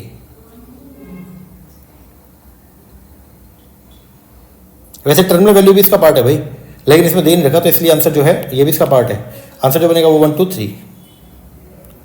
Indicate the correct combination of the financial decision, financial decision का करेक्ट कॉम्बिनेशन क्या है, फाइनेंशियल डिसीजन में इन्वेस्टमेंट डिसीजन आता है, यस। Financing, yes.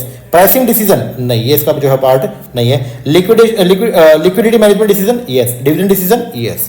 तो उनसे क्या बनेगा 1 2 4 एंड 5 बोल तो C. Indicate the code for the proper sequencing for the process of venture capital financing from the following. आज अगर वेंचर कैपिटल फाइनेंसिंग करनी है तो उसके लिए आप जो है स्टेप फॉलो करेंगे वो क्या, सबसे पहले डील ओरिजिनेट होगी, यस। डील ओरिजिनेट होने के बाद में अब जो है वो क्या होगा, उसका स्क्रीनिंग करेंगे, यस। स्क्रीनिंग के बाद अगर वो फिट बैठ गया तो ड्यू सावधानी बरतेंगे, ड्यू डिलिजेंस, यस। इसके बाद में फिर क्या, डील को स्ट्रक्चर करेंगे और लास्ट में क्या करेंगे, एग्जिट रूट जो है वो डिसाइड कर लेंगे। तो आंसर जो बनेगा वो क्या बनेगा आपका, सी। आगे बोलते हैं as per MM hypothesis value of the levered firm is equal to the value of the unlevered firm. जो वैल्यू ऑफ लीवर्ड फॉर्म है कि वो इक्वल होती है किसके, वैल्यू ऑफ अनलीवर्ड, ठीक है। बिकॉज क्योंकि process of arbitrage become applicable in such situation, ये बात एकदम करेक्ट है। आंसर जो बनेगा वो क्या, A. Company generally do not prefer low cost debt financing. बोलता है कंपनी जो है वो प्रेफर नहीं करती लो कॉस्ट डेट फाइनेंसिंग को, नहीं ये बात जो सही नहीं है। कंपनी प्रेफर करती है हमेशा लो कॉस्ट डेट फाइनेंसिंग को, ठीक है। फिर बोलता है raising debt require credit rating and payment of interest even if company suffer loss. ये बात एकदम क्या करेक्ट है कि अगर मान लो आपने डेट से अगर पैसा रेज कर लिया, चाहे आप लॉस में हो तो भी आपको जो है वो क्या करना पड़ेगा, पेमेंट करनी पड़ेगी इंटरेस्ट की। तो आंसर जो बनेगा वो क्या बनेगा, बी। फर्म नॉर्मली फाइनेंस करती है अपनी वर्किंग कैपिटल नीड को as per which of the combination, trade sorry trade credit से करती है, जी बिल्कुल करती है। बैंक फाइनेंस भी लेती है, यस। फैक्टरिंग भी, यस। कमर्शियल पेपर नहीं, जनरली इसको जो है वो मतलब सिर्फ जो हाईली रेप्यूटेड फर्म्स है सिर्फ वही यूज करते हैं। तो आंसर जो बनेगा वो क्या बनेगा, 1 2 4। आगे बोलते हैं nominal interest rate comprise of the real interest rate and the expected rate of inflation and it adjust where the inflation rate is expected to change. Hence in the perfect international capital market real rate of return are equal to the two country. ये बात एकदम क्या है, correct है। फिर बोलता है international Fisher effect, क्योंकि रीजन बता रहा है क्योंकि इंटरनेशनल फिशर इफेक्ट जो है वो ये बोलता है कि nominal interest rate differential must be equal to the expected inflation rate differential. ये बात भी एकदम करेक्ट है। दोनों की दोनों बातें सही है और रीजनिंग करेक्ट है, सेक्शन को एक्सप्लेन भी कर रहा है। आगे MM hypothesis for the capital structure is based on which of the following assumption. सबसे पहला हम मानते हैं इन्वेस्टर जो है वो क्या रैशनल है and have the homogeneous expectation, yes. Perfect capital market है, यस। 100% रिटेंशन ऑफ प्रॉफिट, नहीं। No taxes, yes. आंसर क्या बनेगा, first, A B D. DuPont approach जो है ना वो ब्रेक डाउन करती है earning power on the share holder book value, ROE को कैसे, तो ROE is equal to net profit margin into में नेट एसेट टर्नओवर इनटू में equity multiplier, first. which of the follow which are the asset related covenant adopted by the financial institution while granting a loan। तो इनमें से कौन सा asset related covenant है, मतलब ऐसे कौन से एसेट रिलेटेड एलिमेंट है जो एक फाइनेंशियल इंस्टीट्यूशन जब लोन प्रोवाइड करता है तो उसको कंसीडर करता है। सबसे पहला maintenance of the working capital position in terms of the minimum current ratio, yes इसको वो चेक करता है। रोक लगाना on the disposal of promoter share holding, नहीं ऐसा इसको चेक नहीं करता। रिस्ट्रिक्शन लगाना on the creation of further charge on asset, yes. Ban on the sale of fix asset without the lender concurrence, मतलब बिना पूछे जो है आप एसेट नहीं बेच सकते, यस। आंसर जो बनेगा वो क्या, ए सी डी, फर्स्ट। अगर actual production of unit are lower than the budgeted level of production तो which of the following cost would be lower than the budgeted cost, variable cost. तो variable जो total variable cost है वो हमेशा क्या होगी, आपकी बजटेड कॉस्ट से कम होगी। आगे व्हेन प्राइस आर राइजिंग, जब प्राइस जो है वो क्या हो रहे हैं, गिर रहे हैं, एंड तो वहां पे लिफो मेथड जो होगा ना, जब प्राइसिंग लगातार सॉरी राइजिंग मतलब बढ़ रहे हैं तो वहां पे जो लिफो मेथड होगा लास्ट इन फर्स्ट आउट, तो ये इसकी वजह से जो क्या होगा, तो इसकी वजह से जो कॉस्ट फ्लो है वो क्या होगा, हाईएस्ट होगा, ठीक है। क्योंकि प्राइस अगर बढ़ रहे हैं तो जो लास्ट इन्वेंट्री होगा ना वो सबसे महंगा होगा, ठीक है ना। और जो इन्वेंट्री होगी वो क्या होगी, इन्वेंट्री कॉस्ट क्या आएगी, लो आएगी, ठीक है ना। तो देखो जैसे मान लो पहले 10 रुपए था, 10 से 12 हुआ, फिर 12 से 15 हुआ, फिर 17 हुआ और फिर 20 हो गया, ठीक है। अब आप लास्ट इन फर्स्ट आउट को यूज कर रहे हो इस मेथड को, तो अगर आप इसमें क्या करोगे, आप जो लास्ट में आपने जो परचेज किया उसको सबसे पहले यूज करोगे, लास्ट इन फर्स्ट आउट, ठीक है। तो इस केस में क्या होगा, जब आप इसको लोगे तो ये आपकी कॉस्ट ऑफ प्रोडक्शन है, तो इसमें कॉस्ट ऑफ प्रोडक्शन तो क्या होगी, बढ़ेगी, और इन्वेंट्री पीछे वाला होगा। क्योंकि अगर मान लो आपने इन दोनों को मतलब 2 यूनिट को यूज किया तो आप इन्वेंट्री जो बची वो ये बची है, तो इन्वेंट्री की जो कॉस्ट आएगी वो क्या आएगी, लो आएगी। तो इसका मतलब जो है आंसर क्या बनेगा, फर्स्ट। तो हाई मतलब high cost flow and lower inventory. और आज का last question, what is the market price per share बताना है as per the Walter model. अगर PI profitability rate of the company कितना है, अगर आर कितना है 16%, पे आउट रेशियो कितना 80% है, मतलब ये डीपी रेशियो है आपका, ठीक है।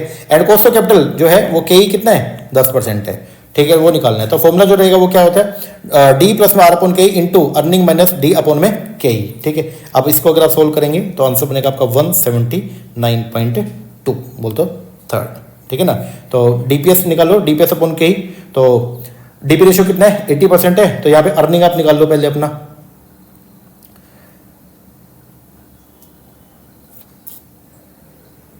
एक मिनट को,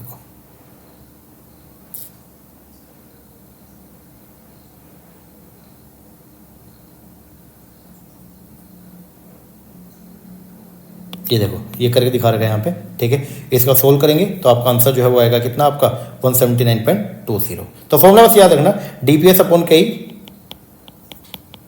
plus R upon K into EPS minus DPS upon में के, ठीक है ना।